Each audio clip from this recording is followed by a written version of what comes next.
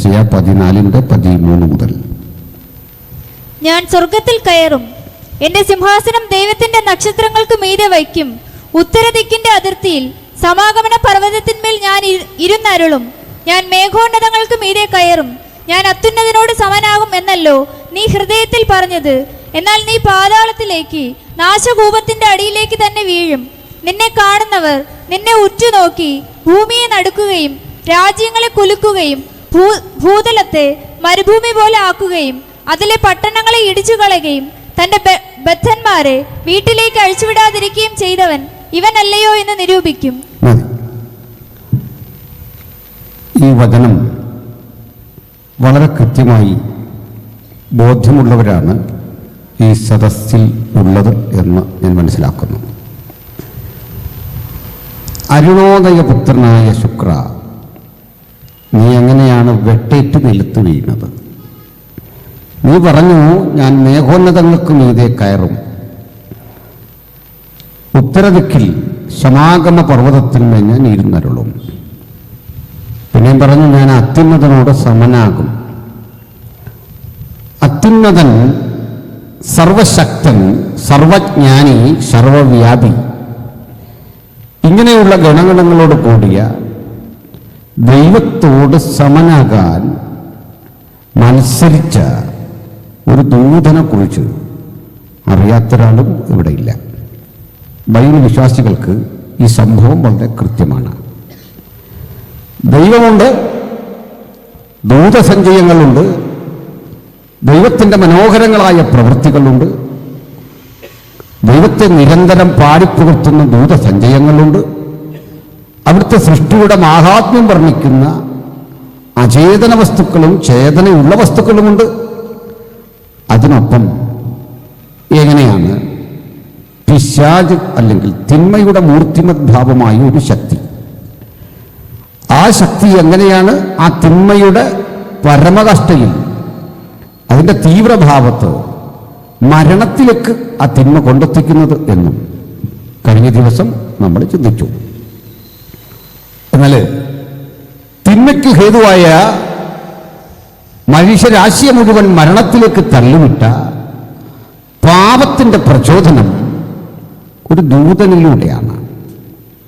ആ ദൂതനെ നമ്മൾ പറയും ഫോളൻ ഏഞ്ചൽ, അതായത് വീണുപോയ ദൂതൻ. നിരാമണ്ണം ഒരിക്കൽ നിലകൊണ്ട ദൂതൻ വീണിരിക്കുന്നു, പരാജിതനായിരിക്കുന്നു. ആ ദൂതനെക്കുറിച്ചും ഒരു വാക്ക് പറഞ്ഞ വിഷയത്തിലേക്ക് കിടക്കുന്നത് ഈ ഘട്ടത്തിൽ യുദ്ധമാണ്. യെസക്കിയേൽ പ്രവചനം 28-ാം അധ്യായം 12 മുതലുള്ള വചനങ്ങൾ വായിച്ചാൽ ആരായിരുന്നു ഈ ദൂതൻ എന്ന് മനസ്സിലാകും. ആ ദൂത സൃഷ്ടി എങ്ങനെയായിരുന്നു എന്ന് മനസ്സിലാകും. അതിന് ഭവിച്ച പതനം എന്ത് എന്നും പിടികിട്ടും. അത് ഇപ്പോൾ വായിച്ച വചനത്തോട് ചേർത്ത് ചിന്തിക്കേണ്ടതുകൊണ്ട് യെസക്കിയേൽ 28:12 മുതൽ വായിക്കാം. മനുഷ്യപുത്ര, നീ സോർ രാജാവിനെ കുറിച്ച് ഒരു വിലാപം തുടങ്ങി അവനോട് പറയേണ്ടത്, യഹോവയായ കർത്താവ് ഇപ്രകാരം അരുളി ചെയ്യുന്നു, നീ മാതൃകാ മുദ്രയാകുന്നു, നീ ജ്ഞാനസമ്പൂർണനും സൗന്ദര്യ സമ്പൂർണനും തന്നെ. നീ ദൈവത്തിന്റെ തോട്ടമായ ഏദനിലായിരുന്നു. താമ്രമണി, പീതരത്നം, വജ്രം, പുഷ്പരാഗം, ഗോമേതകം, സൂര്യകാന്തം, നീലക്കല്ല്, മാണിക്യം, മരതകം മുതലായ സകല രത്നങ്ങളും നിന്നെ മൂടിയിരുന്നു. നിന്നെ തീർത്ത നാളിൽ നിന്നിലുള്ള തടങ്ങളുടെയും കൂടുകളുടെയും പണി പൊന്നുകൊണ്ടുള്ളതായിരുന്നു. നീ ചിറകുവിടർത്തി മറയ്ക്കുന്ന കെരൂബാകുന്നു. ഞാൻ നിന്നെ വിശുദ്ധ ദേവപർവ്വതത്തിൽ ഇരുത്തിയിരുന്നു. നീ അഗ്നിമയ രഥങ്ങളുടെ മധ്യേ സഞ്ചരിച്ചു പോന്നു. നിന്നെ സൃഷ്ടിച്ച നാൾ മുതൽ നിങ്ങൾ നീതികേട് കണ്ടതുവരെ നീ നടപ്പിൽ നിഷ്കളങ്കനായിരുന്നു. നിന്റെ വ്യാപാരത്തിന്റെ പെരുപ്പം നിമിത്തം നിന്റെ അന്തർഭാഗം സാഹസം കൊണ്ട് നിറഞ്ഞ് നീ പാപം ചെയ്തു. അതുകൊണ്ട് ഞാൻ നിന്നെ അശുദ്ധൻ എന്നെണ്ണി ദേവപർവ്വതത്തിൽ നിന്ന് തള്ളിക്കളഞ്ഞു. മറയ്ക്കുന്ന കെരൂബേ, ഞാൻ നിന്നെ അഗ്നിമയ രഥങ്ങളുടെ മധ്യേ നിന്നും മുടിച്ചു കളഞ്ഞു. ഈ വചനവും നിങ്ങൾക്ക് അല്പം പരിചയമുള്ള വചനമാണ്. ഭൂമി മുഴുവൻ ഭയക്കുന്ന, മനുഷ്യരാശി മുഴുവൻ ഭയക്കുന്ന, മരണമെന്ന യാഥാർത്ഥ്യത്തിൻ്റെ പിന്നിൽ പ്രവർത്തിക്കുന്ന പൈശാചിക ശക്തിയുടെ ആവിർഭാവം എങ്ങനെ എന്ന് വളരെ കൃത്യതയോടെ ബൈബിൾ നമുക്ക് ഉത്തരം തരുന്നു. യെശയ്യാപ്രവചനം 14:4 ബാബേൽ പ്രഭുവിനെ കുറിച്ച് നീ പ്രവചിച്ചു പറയേണ്ടതെന്തെന്നാൽ എന്ന രൂപേണ വചനം ആരംഭിച്ചു. സമ്പന്നമായൊരു രാഷ്ട്രത്തലവന് ഉദാഹരണമായി ചൂണ്ടിക്കാണിച്ചുകൊണ്ട് ആരംഭിക്കുകയാണ് ഒരു പ്രവചനം. അത് എസെക്കിയേൽ പ്രവാചകന്റെ പുസ്തകത്തിലേക്ക് എത്തുമ്പോൾ സോർ രാജാവിനെ കുറിച്ച് നീ ഒരു വിലാപം കഴിച്ചവനെ കുറിച്ച് പറയണം. അന്ന് നിലനിന്നിരുന്ന 2 സാമ്രാജ്യങ്ങളാണ് ബാബിലോണും സോറും. സോർ ഒരു സാമ്രാജ്യമല്ല, ഒരു രാജ്യമാണ്. ഈ രണ്ടിടങ്ങളും സമ്പന്നമാണ്. സമ്പത്തിൻ്റെ ആധിക്യം കൊണ്ട് നിർമ്മിതികൾ വ്യത്യസ്ത തരത്തിലെ വലിയ ഗോപുരങ്ങളും കോട്ടകളും നിർമ്മിച്ചുകൊണ്ട് ബാബിലോന്യ ചക്രവർത്തി ആ രാജ്യം തന്നെ പര്യായപദമായി മാറി. അഹന്തമുറ്റിയ ആ സാമ്രാജ്യാധിപതിയെ ചൂണ്ടിക്കാട്ടി പിറകെയ നിങ്ങൾ സാത്താനെ കണ്ടിട്ടില്ലെങ്കിൽ, അവനെക്കുറിച്ച് അറിയില്ലെങ്കിൽ ഈ ബാബിലോന്യ രാജാവിനെ നോക്കിയാൽ മതി. ഇയാളാണ് അതിൻ്റെ പ്രതീകം. കുറവുകളൊന്നും അയാൾക്കില്ല. അയാൾ സമ്പന്നനാ. അയാൾ തൻ്റെ വാക്കുകളിലൊക്കെ ഗർവം പുലർത്തുന്നയാളാ. അദ്ദേഹത്തിന് ഒരിക്കൽ പറഞ്ഞു, ഞാൻ മേഘോന്നതങ്ങൾക്കും മീതെ കയറും. അക്ഷരാർത്ഥമില്ല. ഞാൻ അത്യുന്നതനോട് സമനാക്കും. ദൈവത്തോട് സമരസപ്പെടുത്തിക്കൊണ്ട് ലോകത്തിലെ പല ഭരണാധികാരികൾ തങ്ങളെ തന്നെ പ്രതിഷ്ഠിച്ചിട്ടുണ്ട്. ഒരു കാലത്ത് റോമിലെ ചക്രവർത്തിമാരെ ദൈവതുല്യം പൂജിക്കണമായിരുന്നു. ചക്രവർത്തിയാണ് ദൈവം. ചക്രവർത്തിയെ ദൈവസ്ഥാനത്ത് അവരോധിക്കണമായിരുന്നു. ചക്രവർത്തിയുടെ നാമത്തിൽ അഭിവാദ്യമർപ്പിക്കണമായിരുന്നു റോമിൽ. നോക്കണം, ഇതേ വിധത്തിൽ ബാബിലോന്യ ചക്രവർത്തിയും ആഗ്രഹിച്ചു. അദ്ദേഹം അങ്ങനെ ചിന്തിച്ചു. ഇതേ സമയത്ത് സോരിലെ ചക്രവർത്തി അയാളും ഇതേ വിധത്തിൽ ചിന്തിക്കുക. പക്ഷെ അയാൾ കുറെ കൂടി സമ്പന്നന. രാജ്യത്തിന് വലിയ വലിപ്പമില്ല. ബാബിലോൺ വലിയ സാമ്രാജ്യമാണ്, വലിപ്പമുണ്ട്. ഇയാൾക്ക് സാമ്രാജ്യ വലിപ്പത്തെക്കാൾ അധിക സമ്പത്ത് സ്വന്തമുള്ളയാളാ. ആ സമ്പത്തിൻ്റെ ആധിക്യം അദ്ദേഹത്തെ എന്തൊക്കെ ചെയ്യാൻ പ്രേരിപ്പിച്ചുവെന്ന് എസെക്കിയേൽ പറയുക. അല്ലയോ, സോർ പ്രഭുവിനെ കുറിച്ചൊരു വിലാപം കഴിക്കണം. നീ അവനെക്കുറിച്ച് പറയണം. എന്താ പറയേണ്ടത്? മറക്കുന്ന കെരൂബേ, കണ്ടോ, അതുവരെ രാജാവിനെ ബഹുമാന പുരസ്സരം വിളിച്ചിട്ട് നീ ദൈവത്തിൻ്റെ തോട്ടമായ ഏദനിലായിരുന്നു. നിന്നെ തീർത്ത നാളിൽ നിന്നിലുള്ള തടങ്ങളുടെയും കൂടുകളുടെയും പണി പൊന്നുകൊണ്ടുള്ളതായിരുന്നു. മലയാള പരിഭാഷയിൽ അങ്ങനെ എഴുതുമ്പോൾ ശരിക്കുള്ള പരിഭാഷയിൽ ഇങ്ങനെയാണ്: നിന്നെ തീർത്ത നാളിൽ നിന്റെ പക്കലുള്ള നാദസ്വരങ്ങളുടെയും കുഴലുകളുടെയും പണി പൊന്നുകൊണ്ടുള്ളതായിരുന്നു. എന്താ എൻ്റെ അർത്ഥം? ഈ കെരൂബുകൾ ചിറകു ധരിച്ചവരാണ്. അവർക്ക് വാദ്യോപകരണങ്ങൾ മീട്ടുവാനുള്ള ശേഷിയുണ്ട്. ആ വാദ്യോപകരണങ്ങൾ നിർമ്മിച്ചിരിക്കുന്നത് സ്വർണത്തിലാണ്. 12 വിധ രത്നത്തിലധികം കൊണ്ട് അതിന് ഈ ദൂതനെ മൂടിയിരുന്നു. അതിൽ താമ്രമണിയുണ്ട്, പീതരത്നമുണ്ട്, പുഷ്യരാഗമുണ്ട്, ഗോമേതകമുണ്ട്, വൈഡൂര്യമുണ്ട്, മാണിക്യമുണ്ട്, മരതകമുണ്ട്. ഇത്തരത്തിലെ വിലപിടിപ്പുള്ള രത്നങ്ങൾ കൊണ്ട് മൂടപ്പെട്ട ഒരു മനോഹര രൂപം, അതായിരുന്നു ദൂതൻ. ഇത്രയും കഴിവുള്ള ഈ ദൂതനെ കുറിച്ച് പറയുക. പക്ഷെ നിനക്കൊരു പ്രശ്നമുണ്ടായി. നിന്റെ സാഹസത്തിന്റെ പെരുപ്പത്താൽ നിന്റെ അന്തരംഗം ഗർവിച്ചു. സംഗീതത്തിന്റെ ആലാപനത്തിന്റെ മനോഹാരിതയിൽ ഈ പ്രപഞ്ചം മുഴുവൻ ഇങ്ങനെ ലയിച്ചു ചേരും. ദൂതഗണങ്ങൾ പാടുമ്പോൾ, പ്രാർത്ഥിക്കുമ്പോൾ എന്താണ് സംഭവിക്കുന്നത് എഴുതിയിട്ടുണ്ട്.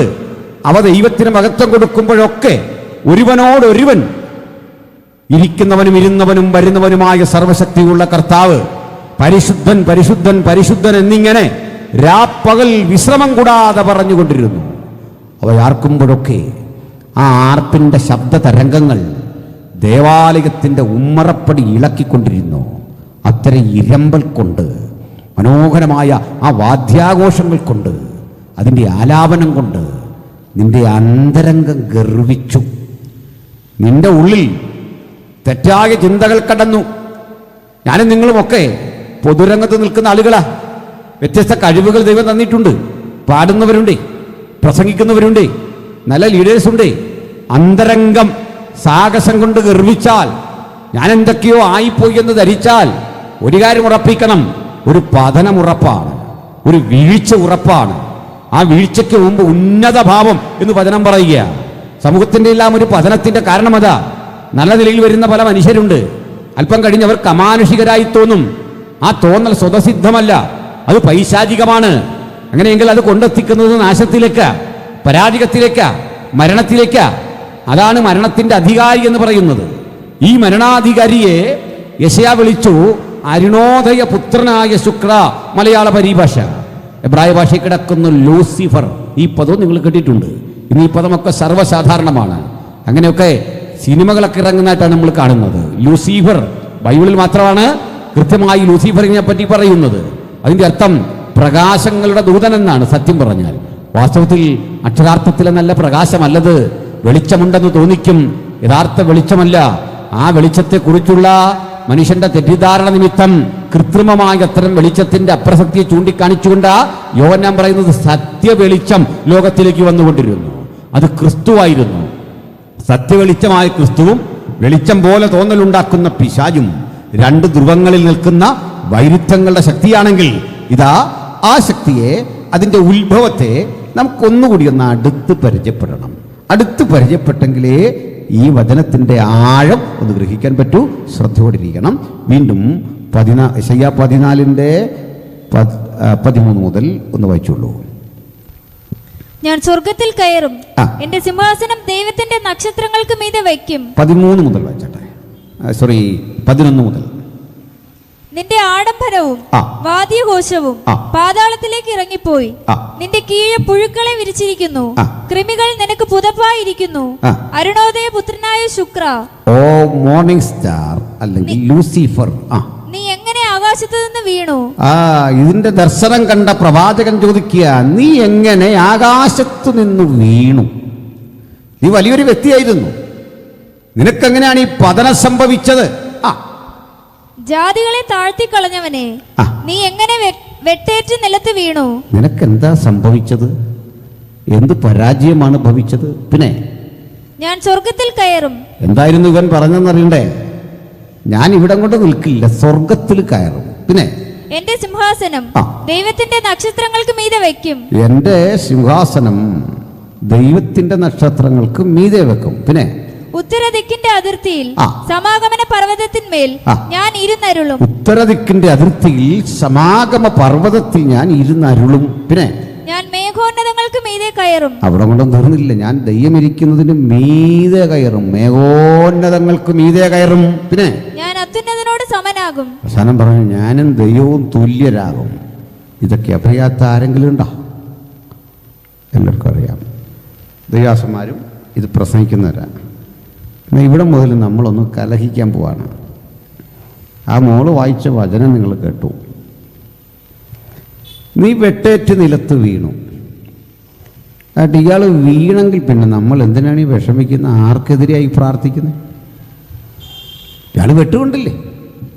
വെട്ടി മുറിവേറ്റി വീണവന് ഇനി എന്ത് ചെയ്യാൻ പറ്റും? ഇപ്പം നമ്മൾ പ്രാർത്ഥിച്ചത്, ശാസിച്ചത്, ഭൂതങ്ങളെ പുറത്താക്കിയതൊക്കെ ആയിട്ട് കണ്ടു. ഇവനെ വെട്ടിക്കളഞ്ഞെങ്കിൽ പിന്നെ ആരെയാ ശാസിച്ചേ? തീർന്നില്ല, അവിടെ വീണ്ടും കിടക്കുന്നു. നിന്നെ കണ്ടിട്ട് എന്ന് പറയും, ഭൂമിയും അതിലെ ജാതികളെയുമൊക്കെ നീ താഴ്ത്തിക്കളഞ്ഞു. അപ്പോൾ അടുത്ത ചോദ്യം, ഇയാൾ ഏത് ജാതിയാ താഴ്ത്തിയേ? അന്ന് ആരാ ജാതികളുണ്ടോ അവിടെ? മനുഷ്യരുണ്ടോ? പിന്നെയും പറയാ, ഭൂമിയും അതിലെ പട്ടണങ്ങളും നീ ഇടിച്ചു. അപ്പൊ ലൂസിഫറുള്ള കാലത്ത്, ആദമൊന്നും ഇല്ലാത്ത കാലത്ത് ഏത് പട്ടണം ഇടിച്ചേ? തിരുവനന്തപുരമാണോ? യെരുശലേമാണോ? ഏത് പട്ടണത്തെ ഇടിച്ചു? അങ്ങനെ ഉണ്ടോ നമുക്കൊന്ന് നോക്കാം. 14:4 മുതലൊന്ന് വായിച്ചേ മക്കളെ, വേഗത്തിൽ. 14:4. വിശ്രാമം നൽകുന്ന നാളിൽ നീ ബാബേൽ രാജാവിനെ കുറിച്ച് ഈ പാട്ട് ചൊല്ലും. പീഡിപ്പിക്കുന്നവൻ എങ്ങനെ ഇല്ലാതെയായി? പീഡിപ്പിക്കുന്നവൻ എങ്ങനെ ഇല്ലാതായി? ഇയാൾ ആരെയാ പീഡിപ്പിച്ചേ? പിന്നെ സ്വർണ്ണ നഗരം എങ്ങനെ മുടിഞ്ഞുപോയി? പിന്നെ യഹോവ ദുഷ്ടന്മാരുടെ വടിയും വാഴുന്നവരുടെ ചെങ്കോലും ഒടിച്ചു കളഞ്ഞു. വംശങ്ങളെ ഇടവിടാതെ ക്രോധത്തോടെ അടിക്കുകയും ആർക്കും അടുത്തുകൂടാത്ത ഉപദ്രവത്താൽ ജാതികളെ കോപത്തോടെ ഭരിക്കുകയും ചെയ്തവനെ തന്നെ. ജാതികളെ ഇവൻ കോപത്തോടെ ഭരിച്ചു എന്ന് ഏത് ജാതിയാണ് ലൂസിഫർ കോപത്തോടെ ഭരിച്ചത്? അല്ലേ? ഇതുവരെ ഞാനും പാസ്റ്റർമാരെല്ലാം ഒരേ ലൈനിലാണ്, നിങ്ങളും ചിന്തിച്ചേ. ഇവിടെ മുതൽ സംശയം വരികയാണ്. ഇയാൾ ജാതികളെ ഭരിച്ചു. ഏത് ജാതിയെ? പിന്നെ അടുത്തത് വായിച്ചട്ടെ. സർവഭൂമിയും വിശ്രമിച്ച് സ്വസ്ഥമായിരിക്കുന്നു, അവർ ആർത്തു പാടുന്നു. എങ്ങനെ ഭൂമി ആർത്തു പാടണമെങ്കിൽ അവിടെ ആരാ ഉള്ളത്? സകല ഭൂമിയും വിശ്രമിച്ച് ആർത്തു പാടുന്നു. പിന്നെ സരള വൃക്ഷങ്ങളും ലെബാനോനിലെ ദേവദാരുക്കളും നിന്നെ കുറിച്ച് സന്തോഷിച്ചു. അയ്യോ, അന്നും ഉൽപ്പത്തി ആയില്ലല്ലോ. പ്രപഞ്ച സൃഷ്ടി നടക്കുമ്പോൾ അങ്ങനെ ഈ ലെബാനോനിലെ വൃക്ഷങ്ങൾ സന്തോഷിക്കുക? പിന്നെ നീ വീണു കിടന്നത് മുതൽ ഒരു വെട്ടുകാരനും ഞങ്ങളുടെ നേരെ കയറി വരുന്നില്ല എന്ന് പറയുന്നു. പിന്നെ നിന്റെ വരവിങ്കിൽ നിന്നെ എതിരേൽപ്പാൻ താഴെ പാതാളം നിന്റെ നിമിത്തം ഇളകിയിരിക്കുന്നു. താഴെ പാതാളം നിന്റെ നിമിത്തം ഇളകി. പിന്നെ അത് നിന്നെ ചൊല്ലി സകല ഭൂപാലന്മാരുമായ പ്രേതന്മാരെ ഉണർത്തുകയും. അതെങ്ങനെ പറ്റും? ഭൂമിയിൽ ആദമില്ല, ഔവയില്ല, കയ്യിലില്ല, ഹാബേലില്ല, ഭൂമിയേ ഇല്ല, ഉൽപ്പത്തി ഒന്നിന്റെ ഒന്ന് നടന്നിട്ടില്ല. അന്ന് മേഘോന്നതങ്ങൾക്കും ഇതേ കയറുമെന്ന് പറഞ്ഞവരെ പറ്റി യെശയ്യാവ് ആത്മാവിൽ പ്രവചിക്കുന്ന ഈ വാക്യങ്ങളുടെ അർത്ഥമെന്ത്? ഇത് സംഭവിച്ചോ? എന്തു പറയുന്നു? വായിച്ചോളൂ. ജാതികളുടെ സകല രാജാക്കന്മാരെയും സിംഹാസനങ്ങളിൽ നിന്ന് എഴുന്നേൽപ്പിക്കുകയും ചെയ്തിരിക്കുന്നു. എങ്ങനെ പറ്റും? ജാതിയില്ല, രാജാക്കന്മാരില്ല, സിംഹാസനമില്ലാതെ ഇത് എങ്ങനെ സാധിക്കും? ലൂസിഫർ മാത്രമേ ഉള്ളൂ, ദൂതമണ്ഡലവും ദൈവവും മാത്രമേ ഉള്ളൂ, മനുഷ്യരില്ല, ജീവജാലങ്ങളില്ല. പിന്നെ നമുക്ക് എന്തു പറ്റി? ഞാൻ 2-3 ചോദ്യങ്ങളാ ചോദിച്ചേ. അവനെ അന്നേ വെട്ടി വീഴിച്ചെങ്കിൽ പിന്നെ നമ്മൾ ഇന്ന് ശാസിക്കുന്നതിൽ എന്താർത്ഥം? 2, ഈ പറയുന്ന ഇതര വചനങ്ങളുണ്ടല്ലോ, ജാതികളെ താഴ്ത്തി ഭൂമിയെയും പട്ടണങ്ങളെയും ഇടിച്ചു.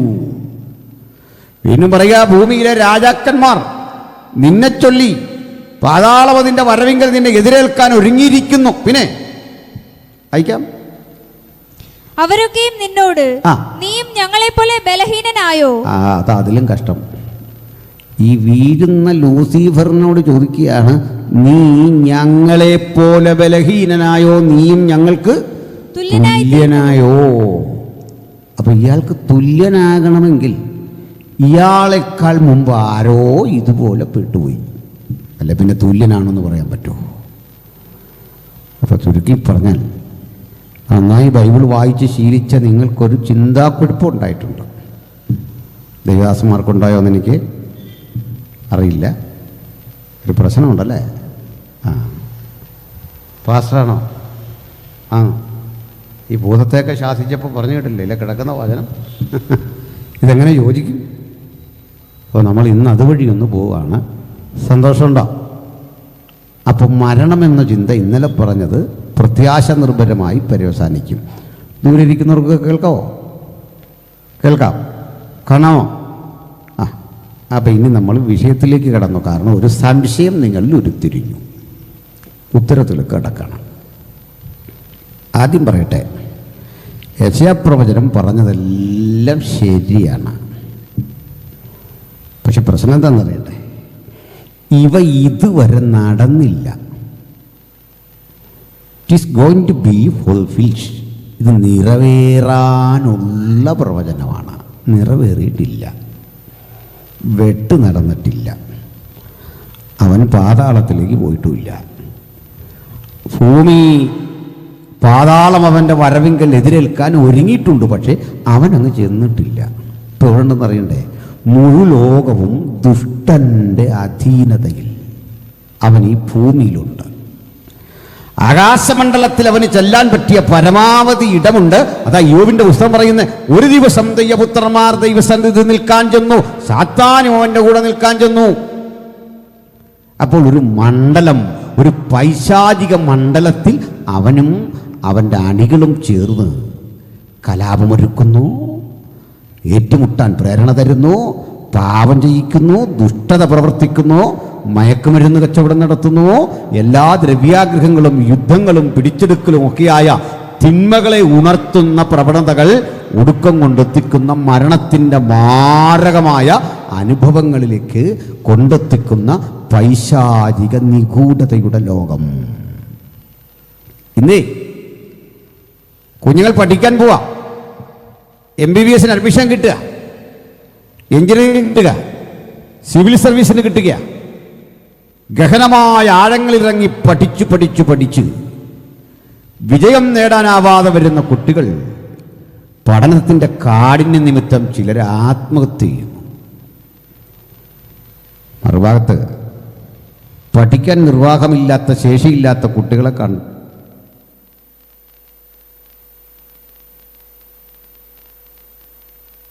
നല്ല ബുദ്ധി തരുന്ന, നിങ്ങളുടെ ഓർമ്മകളെ ഉദ്ദീപിപ്പിക്കുന്ന ചില മരുന്നുകൾ ഞാൻ തരാം. ഇതൊന്നും പൈസയൊന്നും വേണ്ട, ഒന്ന് കഴിച്ചു നോക്ക്. കുട്ടി ഇത് കഴിക്കുന്നു, ആ പറഞ്ഞ പോലെ അനുഭവം ഉണ്ടാകും. ഇന്നലകളെയൊക്കെ ചിന്തിച്ചതിനേക്കാൾ വേഗത്തിൽ കാര്യങ്ങൾ ചിന്തിക്കാനും എഴുതി പ്രതിഫലിപ്പിക്കാനും കഴിയുന്നു. കുട്ടിയുടെ ബുദ്ധിയും ചിന്താമണ്ഡലവും ഉണർന്നു പ്രവർത്തിക്കുന്നു. പക്ഷെ അടുത്തടുത്ത ഘട്ടം ഇത് കഴിച്ചുകൊണ്ടേ ഇരിക്കണം. പഴയ കൂട്ടുകാരനെ കണ്ടു, താൻ തന്ന ഈ സാധനം കഴിച്ചു, സൂപ്പർ, എവിടെ കിട്ടും? അന്ന് ഞാൻ തന്ന സാമ്പിൾ എനക്ക് വേണോ? പണമടയ്ക്കണം. പണമടച്ച് ഒടുക്കം മറ്റൊരു ദുരന്തം കൂടി അവന് സംഭവിക്കുന്നു. പ്രതീക്ഷകൾക്കപ്പുറത്ത് വൻതുക അടച്ചെങ്കിലേ ഇനി പറ്റൂ. കഴിഞ്ഞ ദിനങ്ങളിൽ സംഭവിച്ച അനുഭവങ്ങളുടെ വിപരീത ദിശയിലെ അനുഭവങ്ങളെ ഇപ്പോൾ പണ്ടത്തെ ഓർമ്മ കുറയുന്നു. നമ്മുടെ ചിന്താമണ്ഡലത്തെ പണ്ട് ഉദ്ദീപിപ്പിച്ച ഘടകങ്ങൾ തന്നെ നിഷ്പ്രഭമായിക്കൊണ്ട് നിങ്ങളുടെ ചിന്തകളെ മരവിപ്പിക്കുന്നു. ഇത്തരം മാരകമായ മയക്കുമരുന്നുകൾക്ക് അടിമയാകാൻ കുട്ടികൾ പ്രേരിതരായിത്തീരുന്നു. ബുദ്ധി കിട്ടാൻ പിന്നെയും വഴിയുണ്ട്. മരിച്ചുപോയ പൂർവികരുടെ ആത്മാക്കളുമായി സംവദിക്കണം. മരിച്ചവൻ അദൃശ്യമണ്ഡലത്തിൽ ഇരുന്നു കൊണ്ട് നാളെ വരാൻ പോകുന്ന ക്വസ്റ്റ്യൻ, അതിനകത്ത് എന്തെല്ലാം എഴുതിയെന്ന് ആ ആത്മാവ് നിനക്ക് ഉപദേശിച്ചു തരുമെന്ന് പറഞ്ഞുകൊണ്ട് നിഗൂഢ ലോകത്തിലെ ഇത്തരം ആത്മാക്കൾ ഇടപഴകുന്ന വ്യത്യസ്ത തരത്തിലെ ആധുനിക മന്ത്രവാദ ശക്തികൾ ഇന്ന് സമൂഹത്തിൽ കുട്ടികളെ സ്വാധീനിക്കുന്നു. ജൂതന്മാർക്കിടയിലൊക്കെ ഇത് ശക്തമാണ്. നിഗൂഢ ലോകത്തിലെ ആത്മാക്കൾ നാളെ നടക്കാൻ പോകുന്ന പരീക്ഷയിൽ വരുന്ന ചോദ്യങ്ങൾ അഡ്വാൻസായി പറഞ്ഞു തരും. ഈ പ്രേരണയിൽ ഒടുവിൽ കുട്ടി ആദ്യമൊക്കെ അനുഭവിച്ച ആ ബുദ്ധിമണ്ഡലത്തിൻ്റെ വികാസമൊക്കെ തണുത്തുറഞ്ഞ് അവളിലെ പ്രത്യാശയും പ്രതീക്ഷയും ചൈതന്യവും നഷ്ടപ്പെട്ട് തകർന്നടിയുന്നു. ഇത്തരം പൈശാചിക മണ്ഡലം ഒരിടത്ത് ശക്തിപ്പെടുമ്പോൾ ലാഭമോഹത്തോടുകൂടി സ്ഥാപനങ്ങൾ നടത്തിക്കൊണ്ട് വൻതോതിൽ പണമാർജിക്കുന്ന വലിയ എലീറ്റ് ക്ലാസുകൾ സമൂഹത്തിൽ ശക്തിപ്പെടുന്നു. ലോകത്തിൻ്റെ പലയിടങ്ങളിൽ ഒറ്റപ്പെട്ടു നിൽക്കുന്ന ചില സ്ഥാപനങ്ങൾ കാണാം. വലിയ സമ്പന്നരാണ്, അവരുടെ ക്യാമ്പസിലേക്ക് നമുക്കൊന്നും പ്രവേശനമില്ല. ആ ക്യാമ്പസിലേക്ക് നിങ്ങൾ കടന്നാൽ നിങ്ങളെ കണ്ടുപിടിക്കും, മാരകമായി ആക്രമിക്കും. നിങ്ങൾക്കതിലെ നിഗൂഢതകൾ ഒന്നും പറഞ്ഞുകൂടാ. പുറത്തു പറയാനാവാത്ത വിധത്തിലെ അധോലോകങ്ങൾ ശക്തിപ്പെടുക. നിങ്ങളൊരു കേസ് കൊണ്ട് കൊടുത്താൽ പോലും അത് കൈകാര്യം ചെയ്യുന്ന ഓഫീസർമാർക്കിടയിലും ഇത്തരം ലോബികളുടെ സ്വാധീനം കാണാം. ഇങ്ങനെയുള്ള പൈശാചികമായ ഒരദൃശ്യ ലോകം ഇന്ന് അതിശക്തം പിടിമുറുക്കുമ്പോൾ മുഴുലോകവും സാത്താന്യ ശക്തിയുടെ ആധിപത്യത്തിന് കീഴ്ക്കിടക്കുമ്പോൾ അതിനെതിരെയുള്ള പോരാട്ടമാണ് ആത്മീയത. ആ പോരാട്ടത്തിന് ത്രാണിയില്ലാത്തവർക്ക് ഇനിയുള്ള കാലത്ത് പിടിച്ചു നിൽക്കാൻ കഴിയാത്ത വിധം സാത്താൻ അവന്റെ തന്ത്രങ്ങളെ ശക്തിപ്പെടുത്തുമ്പോൾ ദൈവജനത്തിനെ ജയിക്കാൻ അത്ഭുതകരമായ വീര്യമുറ്റൊരൗഷധമുണ്ട്. അവന്റെ പുത്രനായ യേശു ക്രിസ്തുവിന്റെ രക്തം. ആ രക്തത്തിന്റെ പരിരക്ഷയെ ചെറുത്തു തോൽപ്പിച്ചുകൊണ്ട് ഒരു ദുഷ്ടശക്തിക്കും നമ്മെ ഉന്മൂലനം ചെയ്യുവാൻ സാധിക്കില്ല. ആ രക്തത്തിന്റെ അനന്ത സാധ്യതകളെക്കുറിച്ച് ഉലകത്തോട് പറയാൻ ഉള്ള നിയോഗത്തിൻ്റെ പേരാണ് ആത്മീക ശുശ്രൂഷ. അതാ ഭാഷ ആദ്യം പറഞ്ഞു, ചിലർ ഇന്ന് അതിനുവേണ്ടി സന്നദ്ധരാകണമെന്ന്. ശുശ്രൂഷയ്ക്ക് ഇറങ്ങുക, അത് കേവലം പ്രസംഗമോ പാട്ടോ പരസ്യോഗമോ കൺവെൻഷനോ അല്ല. നിഗൂഢമണ്ഡലത്തിലെ അദൃശ്യ ശക്തികളോട് പടവരുത. നമ്മുടെ പോരിന്റെ ആയുധങ്ങൾ ജഡീകങ്ങളല്ല. വാഴ്ചകളോടും അധികാരങ്ങളോടും സ്വർലോകങ്ങളുടെ ദുഷ്ടാത്മസേനകളോടും പടവരുതി ക്രൂശനം ഉയർത്തുവാൻ, അങ്ങനെ വിജയ കൊടിപാറിക്കുവാൻ ദൈവത്താൽ വിളിക്കപ്പെട്ട നിയോഗിക്കപ്പെട്ട ദൈവമക്കളാണ് നമ്മൾ. സ്തോത്രം. അപ്പോൾ നമ്മുടെ വിഷയത്തിലേക്ക് വന്നില്ല. നിങ്ങളുടെ സംശയം അവിടെ തന്നെ കിടക്കുക. ഇനി അതുകൊണ്ട് അതിന് പരിഹാരം ഉണ്ടാക്കിയേ ബാക്കി കാര്യമുള്ളൂ. മോനെ അല്പം വോളിയം തള്ളണം, ഇത് അടഞ്ഞൊരു സൗണ്ടാണ്. അപ്പോൾ എന്താണ് സംഭവിക്കുന്നത്? നമുക്കാദ്യം ഈ പിശാച് എന്നൊരു പദം ഒന്ന് പഠിക്കണം. പിശാച് എന്ന പദം ബൈബിളിൽ ആദ്യം കാണുന്നത് എവിടെ? നിങ്ങൾക്കൊന്ന് പറയാമോ? ഏത് പുസ്തകത്തിലാണ്? പെട്ടെന്ന് പറയാമല്ലോ, പറഞ്ഞിട്ട്. എവിടെയാ ആ പദം? ഇല്ല. ഉൽപ്പത്തി പുസ്തകത്തിൽ പിശാച് എന്നൊരു പദം കാണിച്ചാൽ അതൊക്കെ 10,000 രൂപ ഞാൻ തന്നേക്കാം. പഴയ നിയമം മുഴുവൻ പരതിയാൽ പിശാച് എന്നൊരു പദം ഇല്ല.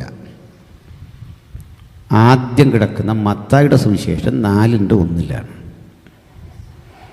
അനന്തരം പിശാചിനാൽ പരീക്ഷിക്കേണ്ടതിനെ ശിവനെ ആത്മാവ് മരുഭൂമിയിലേക്ക് നടത്തി. ഇതാണ് ആദ്യത്തെ പ്രയോഗം. സാത്താനെന്ന് കിടക്കുന്നതും ഉൽപ്പത്തിയിലല്ല, അത് സംഖ്യാപുസ്തകം 24:24 വായിക്കേണ്ട. കാരണം നിങ്ങളിപ്പോൾ അത് വായിച്ചാൽ കിട്ടത്തില്ല. കാരണം നമ്മുടെ മലയാളത്തിലൊന്നും ഇല്ല, എബ്രായ ഭാഷയിലേ കിടക്കും, അത് ഉള്ളൂ. ദൈവത്തിൻ്റെ ദൂതൻ ഒരു സാത്താനായി നിന്നു അല്ലെങ്കിൽ പ്രതിയോഗിയായി നിന്നു, നല്ല അർത്ഥത്തിൽ അവിടെ കിടക്കുന്നത്. കാരണം ഈ സാത്താൻ എന്ന പദത്തിൻ്റെ അർത്ഥം തടസ്സം നിൽക്കുന്ന ആൾ. പിശാച് എന്ന പദത്തിൻ്റെ അർത്ഥം അപവാദി. രണ്ടുപേരും അല്ല. ഉൽപ്പത്തിയിൽ അവനെ നമ്മളൊരു പാമ്പായിട്ട് കാണുന്നു, പിന്നീട് അവനെ സാത്താൻ എന്ന് വിളിക്കുന്നു. പുതിയ നിയമം അവനെ അപവാദി എന്നർത്ഥമുള്ള പിശാച് എന്ന് വിളിക്കുന്നു. അപ്പം നമുക്ക് നോക്കാം, എന്താ ഈ പിശാച്? ആരാ? നമ്മളാരും അവനെ കണ്ടിട്ടില്ലെന്ന് പറഞ്ഞാൽ പൂർണ്ണ അളവിൽ കണ്ടിട്ടില്ല. അനുഭവമുള്ളവരൊക്കെ ഉണ്ടാവും, ചില ദൃശ്യങ്ങൾ സംഭവിച്ചിട്ടുള്ളവരുണ്ടാകും. പക്ഷേ ഇവൻ്റെ പൂർണ്ണ ശക്തിയിൽ ആരും കണ്ടിട്ടില്ല. പഴയ നിയമം മുഴുവൻ പരതിയാൽ ദുരാത്മാക്കളെ, പിശാചുക്കളെ ശാസിച്ചു വിട്ട ഒരു വചനവുമില്ല. ഒരാളും ഇത്തരം ദുഷ്ടശക്തികളെ പഴയ നിയമത്തിൽ ശാസിച്ചൊഴിവാക്കിയിട്ടില്ല. അതിൻ്റെ ഒരു അപവാദം, ദാവീദ് ശൗലിൻ്റെ അരികിൽ നിന്ന് കിന്നരം വിട്ടുമ്പോൾ അവനിലെ ദുരാത്മാവ് മാറി നിന്നു, വിട്ടുപോകുന്നില്ല, വീണ്ടും പ്രവേശിക്കും. ഒരാശ്വാസം. ഈ ഒരു വചനമൊഴിച്ചാൽ സാത്താന്യ ശക്തികളെ തോൽപ്പിച്ച് അതിനെ പുറത്താക്കുന്ന ഒരു പ്രവണത പഴയ നിയമത്തിൽ ഇവിടെയും ഇല്ല. പക്ഷെ പുതിയ നിയമത്തിലുമുണ്ട്. പുതിയ നിയമത്തിൻ്റെ തുടക്കകാലത്ത് തന്നെ ശിഷ്യന്മാരുടെ അരികിൽ വന്നിട്ട്, യേശുവിൻ്റെ അരികിൽ വന്നിട്ട് ശിഷ്യന്മാർ പറയാണ്, ഗുരു, ഭൂതങ്ങൾ ഞങ്ങൾക്ക് കീഴടങ്ങുന്നു. യേശുവിൻ്റെ മറുപടി, ഭൂതങ്ങൾ കീഴടങ്ങുന്നതിലല്ല സന്തോഷം വേണ്ടത്, സ്വർഗത്തിൽ നിങ്ങളുടെ പേരെഴുതി അതിൽ സന്തോഷിക്കണം. എന്താ ഇങ്ങനെ പറയാൻ കാരണമെന്നറിയണ്ടേ? ഭൂതങ്ങൾ, പിശാചുക്കൾ ഒരു പുതിയ നിയമത്തിന് കീഴടങ്ങുന്നെങ്കിൽ അതിൻ്റെ അർത്ഥം യേശുവിൻ്റെ സാന്നിധ്യം ഇവിടെ ഉള്ളത് കൊണ്ടാണ്. ഒന്നുകൂടെ വ്യക്തമാക്കിയാൽ വചനം പറയുക, പിശാചിൻ്റെ പ്രവൃത്തികളെ അഴിപ്പാൻ മനുഷ്യപുത്രൻ പ്രത്യക്ഷനായി. അപ്പോൾ യേശു വന്നതിനാ മരണാധികാരിയായ സാത്താന്റെ ആധിപത്യത്തെ തകർക്കാൻ. അങ്ങനെ പ്രത്യക്ഷനായ ദൈവപുത്രന്റെ സാന്നിധ്യത്തിൽ പിശാചുക്കൾക്ക് നിൽക്കാനാവില്ല. എന്നാലും ഈ പിശാച് ആരെന്നറിയില്ല. പറയാം, പിശാചെന്നത് ഒരാളല്ല. അതിൻ്റെ പൂർണ്ണചിത്രം എടുത്താൽ 3 ശക്തികൾ പിശാചിൽ അന്തർലീനമാണ്. ദൈവത്തിൽ പിതാവ്, പുത്രൻ, പരിശുദ്ധാത്മാവ് എന്നിങ്ങനെ 3 ആളത്തങ്ങൾ അധിവസിക്കും പോലെ മനുഷ്യനിൽ ദേഹം, ദേഹി, ആത്മാവ് പോലെ സാത്താനിലെ ത്രിമാന ഘടകങ്ങളുണ്ട്. അത് വെളിപ്പാട് പുസ്തകം 12-13 അധ്യായങ്ങൾ പറയുന്നുണ്ട്. സ്വർഗത്തിലൊരു മഹാസർപ്പത്തെ ഞാൻ കണ്ടു, ഒരടയാളം. അനന്തരം പറയാണ്, കടലിൽ നിന്നൊരു മൃഗം കയറുന്നത് ഞാൻ കണ്ടു. പിന്നീട് പറയുകയാണ്, കരയിൽ നിന്നൊരു മൃഗം കയറുന്ന കണ്ടു. 3 കാഴ്ചകൾ. ആകാശത്തൊരു മഹാസർപ്പം, കടലിൽ നിന്ന് 7 തലയും 10 കൊമ്പും കൊമ്പുകളിൽ 10 രാജമുടിയുമുള്ള ഒരു ജീവി കിടക്കുന്നത് കണ്ടു. ഒരു മൃഗം. ആ മൃഗത്തിൻ്റെ ഉടല് പുള്ളിപ്പുലിയുടേതും വായ സിംഹത്തിൻ്റെയും കാൽ കരടിയുടേതുമായിരുന്നു. അവനൊരു പേരിട്ട് വിളിക്കാം, മൃഗം. മൃഗമെന്ന് മാത്രം അവനെ തൽക്കാലം വിളിക്കുമ്പോഴും അവനൊരു പരോക്ഷ സൂചകമുണ്ട്. എതിർ ക്രിസ്തു, അക്ഷരാർത്ഥത്തിൽ മൃഗമല്ലത്. ഈ കടൽ വെളിപ്പാട് പുസ്തകം പ്രതികരിക്കിയപ്പോൾ പറയുക, നീ കണ്ട വെള്ളം ജാതികളും ഭാഷകളും പുരുഷാരവും അത്രേ. അപ്പൊ ജനസമുദായ കടലിൽ നിന്ന് ഒരേകാധിപതി വരുന്നു. ആകാശത്തൊരു മഹാസർപ്പം. 2 ജനസമുദായ കടലിൽ നിന്ന് ഒരേകാധിപതി വരുന്നു. 3 കരയിൽ നിന്ന് 2 കൊമ്പുള്ള കുഞ്ഞാടിനെ പോലൊരുവനും വരുന്നു. 3 രൂപങ്ങളെ കാണാം. 1 കണ്ടു ലൂസിഫർ. ഇവനാ പറഞ്ഞത്, ഞാൻ അത്യുന്നതനോട് സമനാകും. അവൻ ചെയ്യാൻ ശ്രമിച്ചത് പിതാവിന് സമനാകാൻ. 2 കണ്ടു, കരയിൽ നിന്ന് വന്ന കുഞ്ഞാടിനെ പോലെ കൊമ്പുള്ളവൻ സാക്ഷാൽ യേശുക്രിസ്തുവിനെ അനുകരിക്കാൻ ശ്രമിച്ചു. അവൻ്റെ പേരാണ് ബൈബിൾ ഇട്ടിരിക്കുന്നത് കള്ളപ്രവാചകൻ. 3 എതിർ ക്രിസ്തു.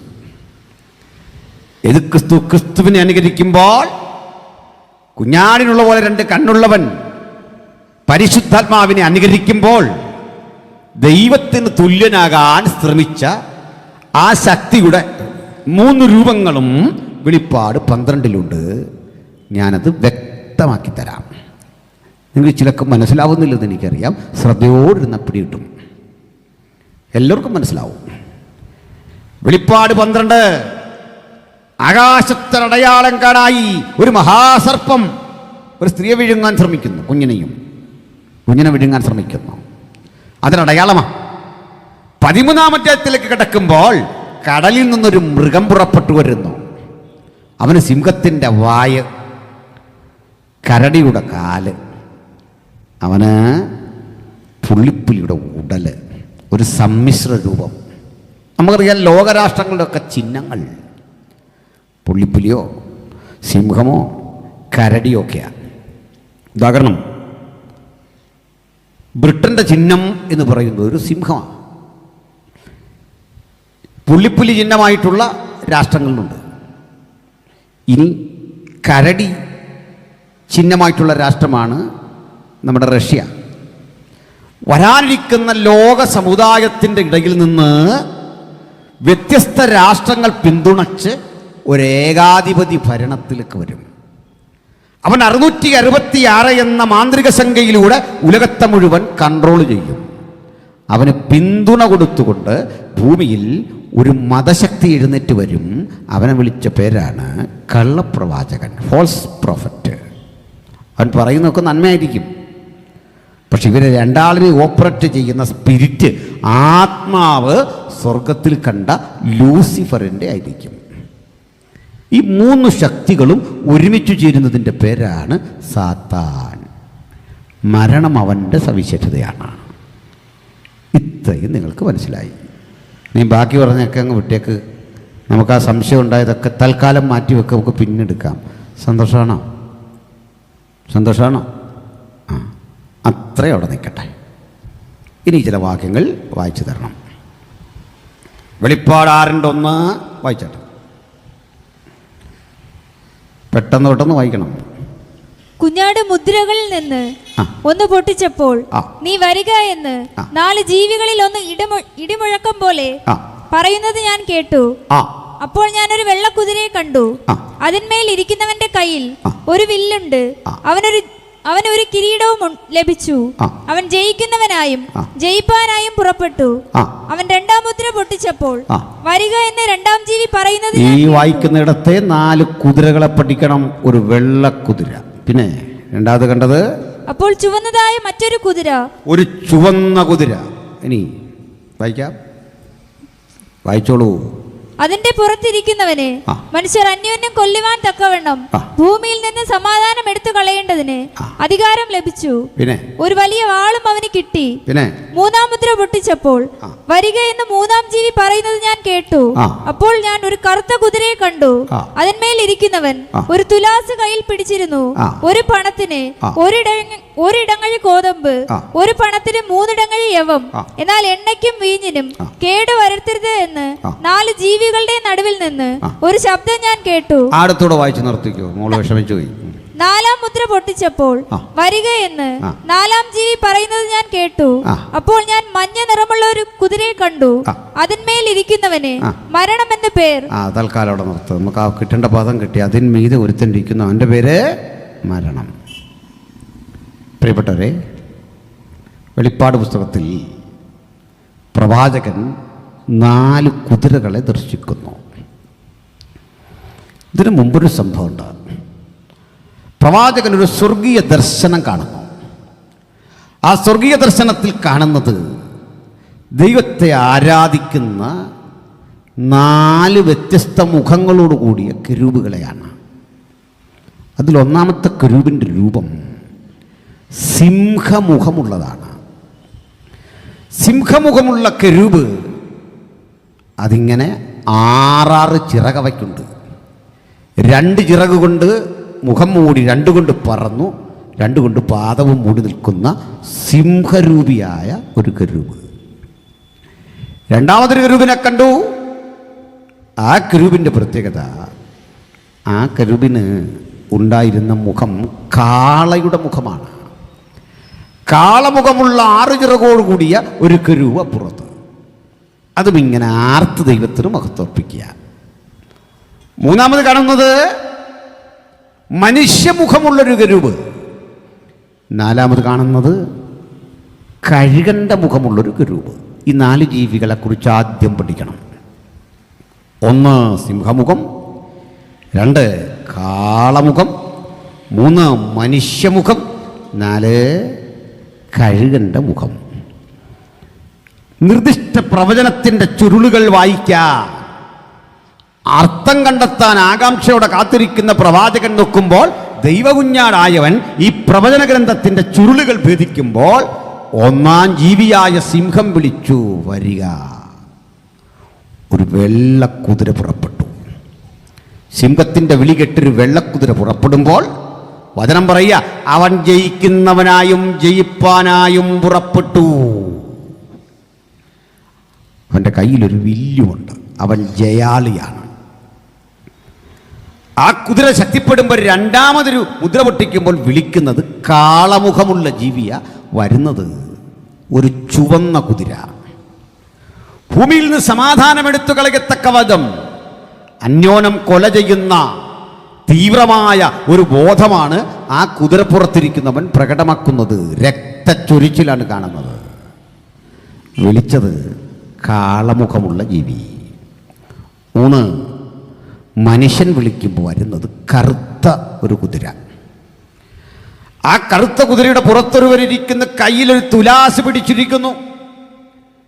പണത്തിന് 1 ഇടങ്ങഴി ഗോതമ്പ്, 3 ഇടങ്ങഴി യവം. പക്ഷെ എണ്ണയ്ക്കും വീഞ്ഞിനും കേടുവരുത്തരുത്. ഭക്ഷണമില്ല. ഭക്ഷ്യക്ഷാമത്തിൻ്റെ, ഇന്ധനക്ഷാമത്തിൻ്റെ, എണ്ണയുടെ കുറവിൻ്റെ ഒരു വല്ലാത്ത അവസ്ഥയിൽ കടന്നു പോകുന്ന ഒരവസ്ഥയാണ്. ഇനി 4-മത്തെ കുതിരയാണ് ശ്രദ്ധിക്കേണ്ടത്. 4-മത്തെ കുതിര വിളിക്കുന്നത് ഒരു കഴുകനാണ്. കഴുക മുഖമുള്ള കെരൂബാണ്. അന്ന കുതിരയുടെ നിറം ഈ മോള് വായിച്ചത് മഞ്ഞ എന്നാണ്. ഒരു തിരുത്തുണ്ട്. ഇംഗ്ലീഷ് വായിച്ചാൽ മഞ്ഞയല്ല, പെയിൽ ഗ്രീനാണ്. വിളറിയ പച്ചയാണ്. വിളറിപ്പോയ പച്ച. ഗ്രീക്കിലും കിടക്കുന്ന ക്ലോറോസ് പച്ച എന്നാണ്. പച്ച വിളറിയപ്പോൾ മഞ്ഞയായി എന്ന അർത്ഥം കൊണ്ടാകണം മഞ്ഞക്കുതിര എന്നെഴുതിയത്. പ്രശ്നം അതൊന്നുമല്ല. അതിന് മീതെ ഒരുത്തനിരിക്കുന്നു, അവന് മരണമെന്ന് പേർ. ഈ 4 കുതിരകൾ എന്താ? അത് വായിക്കുമ്പോൾ നമുക്ക് യെശയ്യാവിലെ ഉള്ളടക്കം മനസ്സിലാവും. കഴിഞ്ഞ രാത്രി ഇതൊക്കെ പറയാതെ വിട്ടത് വിശാലമായൊരു വിഷയമായതുകൊണ്ടാണ്. ആമുഖത്തിലെത്തി മരണത്തെപ്പറ്റി പറഞ്ഞു പിരിഞ്ഞാൽ പോരല്ലോ, പ്രത്യാശയെപ്പറ്റി വേണം പറഞ്ഞു പിരിയാൻ. എങ്കിലും ഈ ഗൗരവം ദൈവമക്കൾ മനസ്സിലാക്കണം. ബഹുമാനരെ, നമ്മൾ ഇന്നായിരിക്കുന്ന ആധുനിക ലോകം ഇങ്ങനെ കെട്ടിപ്പടുത്തതാര്? ഈ വാർത്താവിനിമയ സംവിധാനങ്ങൾ ഉണ്ടായതെങ്ങനെ? ഈ മികവുറ്റ റോഡുകൾ ഉണ്ടായതെങ്ങനെ? എയർപോർട്ടുകൾ ഉണ്ടായതെങ്ങനെ? വിവരിക്കാനാവാത്ത വിധം ഇന്ന് ലോകം ശാസ്ത്ര സാങ്കേതിക പുരോഗതിയുടെ ഉത്തുംഗ ശൃംഗങ്ങളിൽ കടന്നതെങ്ങനെ? ചികിത്സാരംഗം അഭിവൃദ്ധിപ്പെട്ടതെങ്ങനെ? നമുക്കൊരു കാര്യമറിയാം, അതിൻ്റെ ഒക്കെ കാരണം ശാസ്ത്ര വളർച്ചയാണ്. ശാസ്ത്ര വളർച്ചയുടെ അടിസ്ഥാനം എന്താ? ശാസ്ത്ര വളർച്ചയുടെ ആവശ്യകത എന്താ? നമുക്കറിയാം, 1ഉം 2ഉം ലോകമഹായുദ്ധം കഴിയുന്നു. ആ ലോകമഹായുദ്ധത്തിൽ പ്രയോഗിക്കപ്പെട്ട ബോംബുകളുണ്ട്. നാഗസാക്കിയിലും ഹിരോഷിമയിലും ബോംബ് പ്രയോഗിച്ച ശേഷം സമൂഹത്തിന് ചിന്ത ഉരുത്തിരിഞ്ഞു വന്നു. ശാസ്ത്രം മനുഷ്യരാശിയെ രക്ഷിക്കാനാണ് നമ്മൾ ഉദ്ദേശിച്ചതെങ്കിൽ ഇതാ തകർച്ച വരുന്നു.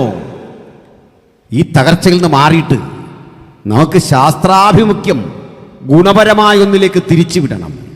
നമ്മുടെ നെഹ്റു എന്ന് ഉപയോഗിച്ചൊരു പദമാണ് സയന്റിഫിക് ടെമ്പർമെന്റ്. ശാസ്ത്രാഭിമുഖ്യം, ശാസ്ത്രവിധേയത്വം, മരുന്നുകളുടെ കണ്ടെത്തൽ, ഭക്ഷ്യവസ്തുക്കളുടെ കണ്ടെത്തൽ, ആരോഗ്യ പരിപാലനത്തിൻ്റെ വഴി, നാഗരികതയെ നശിപ്പിക്കുന്ന ബോംബുകളുടെ നിർമ്മാണമല്ല. ഇതൊക്കെയാണ് വേണ്ടത് എന്ന നിലയിലേക്ക് മാറി ചിന്തിക്കാൻ ശ്രമിച്ചു. അതിൻ്റെ ഗുണഫലമാണ് ലോകത്ത് കാണുന്ന പലതരം മാറ്റങ്ങൾ. ആ മാറ്റങ്ങളിൽ ചിലത് ഞാൻ നിങ്ങളോട് പറയാം. വാക്സിനുകളുടെ കണ്ടെത്തൽ, ആധുനികമായ ഒട്ടേറെ അഭിവൃദ്ധി, നമ്മൾ ഉപയോഗിക്കുന്ന ഏറ്റവും നൂതനമായ മൊബൈൽ ഫോണുകൾ, ഇങ്ങനെ ഈ ലോകത്തെ ഒരുക്കിയതാരാണ്? ഈ ശാസ്ത്രരംഗത്ത് ഏറ്റവും കനപ്പെട്ട സംഭാവനകൾ മനുഷ്യരാശിക്ക് കൊടുത്തതാരാണ്? ഞാൻ ഒരു സംവാദ വേദിയിൽ ചെല്ലുന്ന ഘട്ടത്തിൽ നിരീശ്വരന്മാരായ സുഹൃത്തുക്കൾ പറഞ്ഞൊരു കാര്യമുണ്ട്. ബൈബിളും അനുബന്ധ ചിന്തകളുമൊന്നും ശാസ്ത്ര സിദ്ധാന്തത്തിന് യോജിച്ചു പോകുന്നതല്ല. നമുക്ക് വേണ്ടത് ശാസ്ത്രപരമായ വിശകലനമാണ്. അതിനുതകാത്തതാണ് നമ്മുടെ ദർശനങ്ങൾ എന്നൊക്കെ പഠിപ്പിച്ച ആ വ്യക്തികളോട് ഞാനൊരു ചോദ്യം തിരിച്ചു ചോദിച്ചു. ഒരു ശാസ്ത്രപ്രതിഭയ്ക്ക് കിട്ടാവുന്ന ഏറ്റവും വലിയ അംഗീകാരം നൊബേൽ പ്രൈസ് ആണെങ്കിൽ, ഇന്നുവരെ ലോകം നേടിയെടുത്ത നോബൽ സമ്മാനങ്ങളുടെ കണക്കെടുത്താൽ 69% നോബൽ പ്രൈസ് വാങ്ങിയത് ഈ ബൈബിൾ വിശ്വസിക്കുന്ന ക്രൈസ്തവനോ യഹൂദനോ ആണ്. ആഡം ക്യൂറിയും മേരി ക്യൂറി, അല്ലെങ്കിൽ Pierre Curie, Marie Curie, Marconi, നമ്മളറിയുന്ന മൈക്കൽ ഫാരഡേ, ലോകത്തറിയപ്പെടുന്ന ഇത്തരം സകല വിധത്തിലെ ശാസ്ത്ര സാങ്കേതിക രംഗത്തെ വലിയ കുതിച്ചുചാട്ടത്തിന് ദൈവം ഉപയോഗിച്ച, കാലം ഉപയോഗിച്ച ആളുകളെ നമുക്കിതുണ്ട് ഇങ്ങനെ പറഞ്ഞു തീർക്കാം. പാശ്ചാത്യർ ലോകത്തെ ഭരിച്ചു. ബ്രിട്ടന് പകരം മറ്റേതെങ്കിലും രാജ്യമാണ് ഭരിച്ചതെങ്കിൽ നമ്മൾ പാൻറ്റിടൂല, ഷർട്ടിടൂല, ചുരിദാറിടൂല. നിങ്ങളും ഞാനുമൊക്കെ നിലത്തെഴുതി പഠിച്ചല്ല, തറയെന്നും പറയുന്നു, ആയെന്നും ഈയെന്നൊക്കെ എഴുതി പഠിച്ചല്ല മണ്ണിട്ട്. ഞാനും നിങ്ങളും എഴുതി പഠിക്കുന്നതിൻ്റെ 1000 വർഷങ്ങൾക്കപ്പുറത്ത് ഓക്സ്ഫോർഡ് യൂണിവേഴ്സിറ്റി ഉണ്ടായിരുന്നു, അവിടെ കേംബ്രിഡ്ജ് സർവകലാശാല ഉണ്ടായിരുന്നു.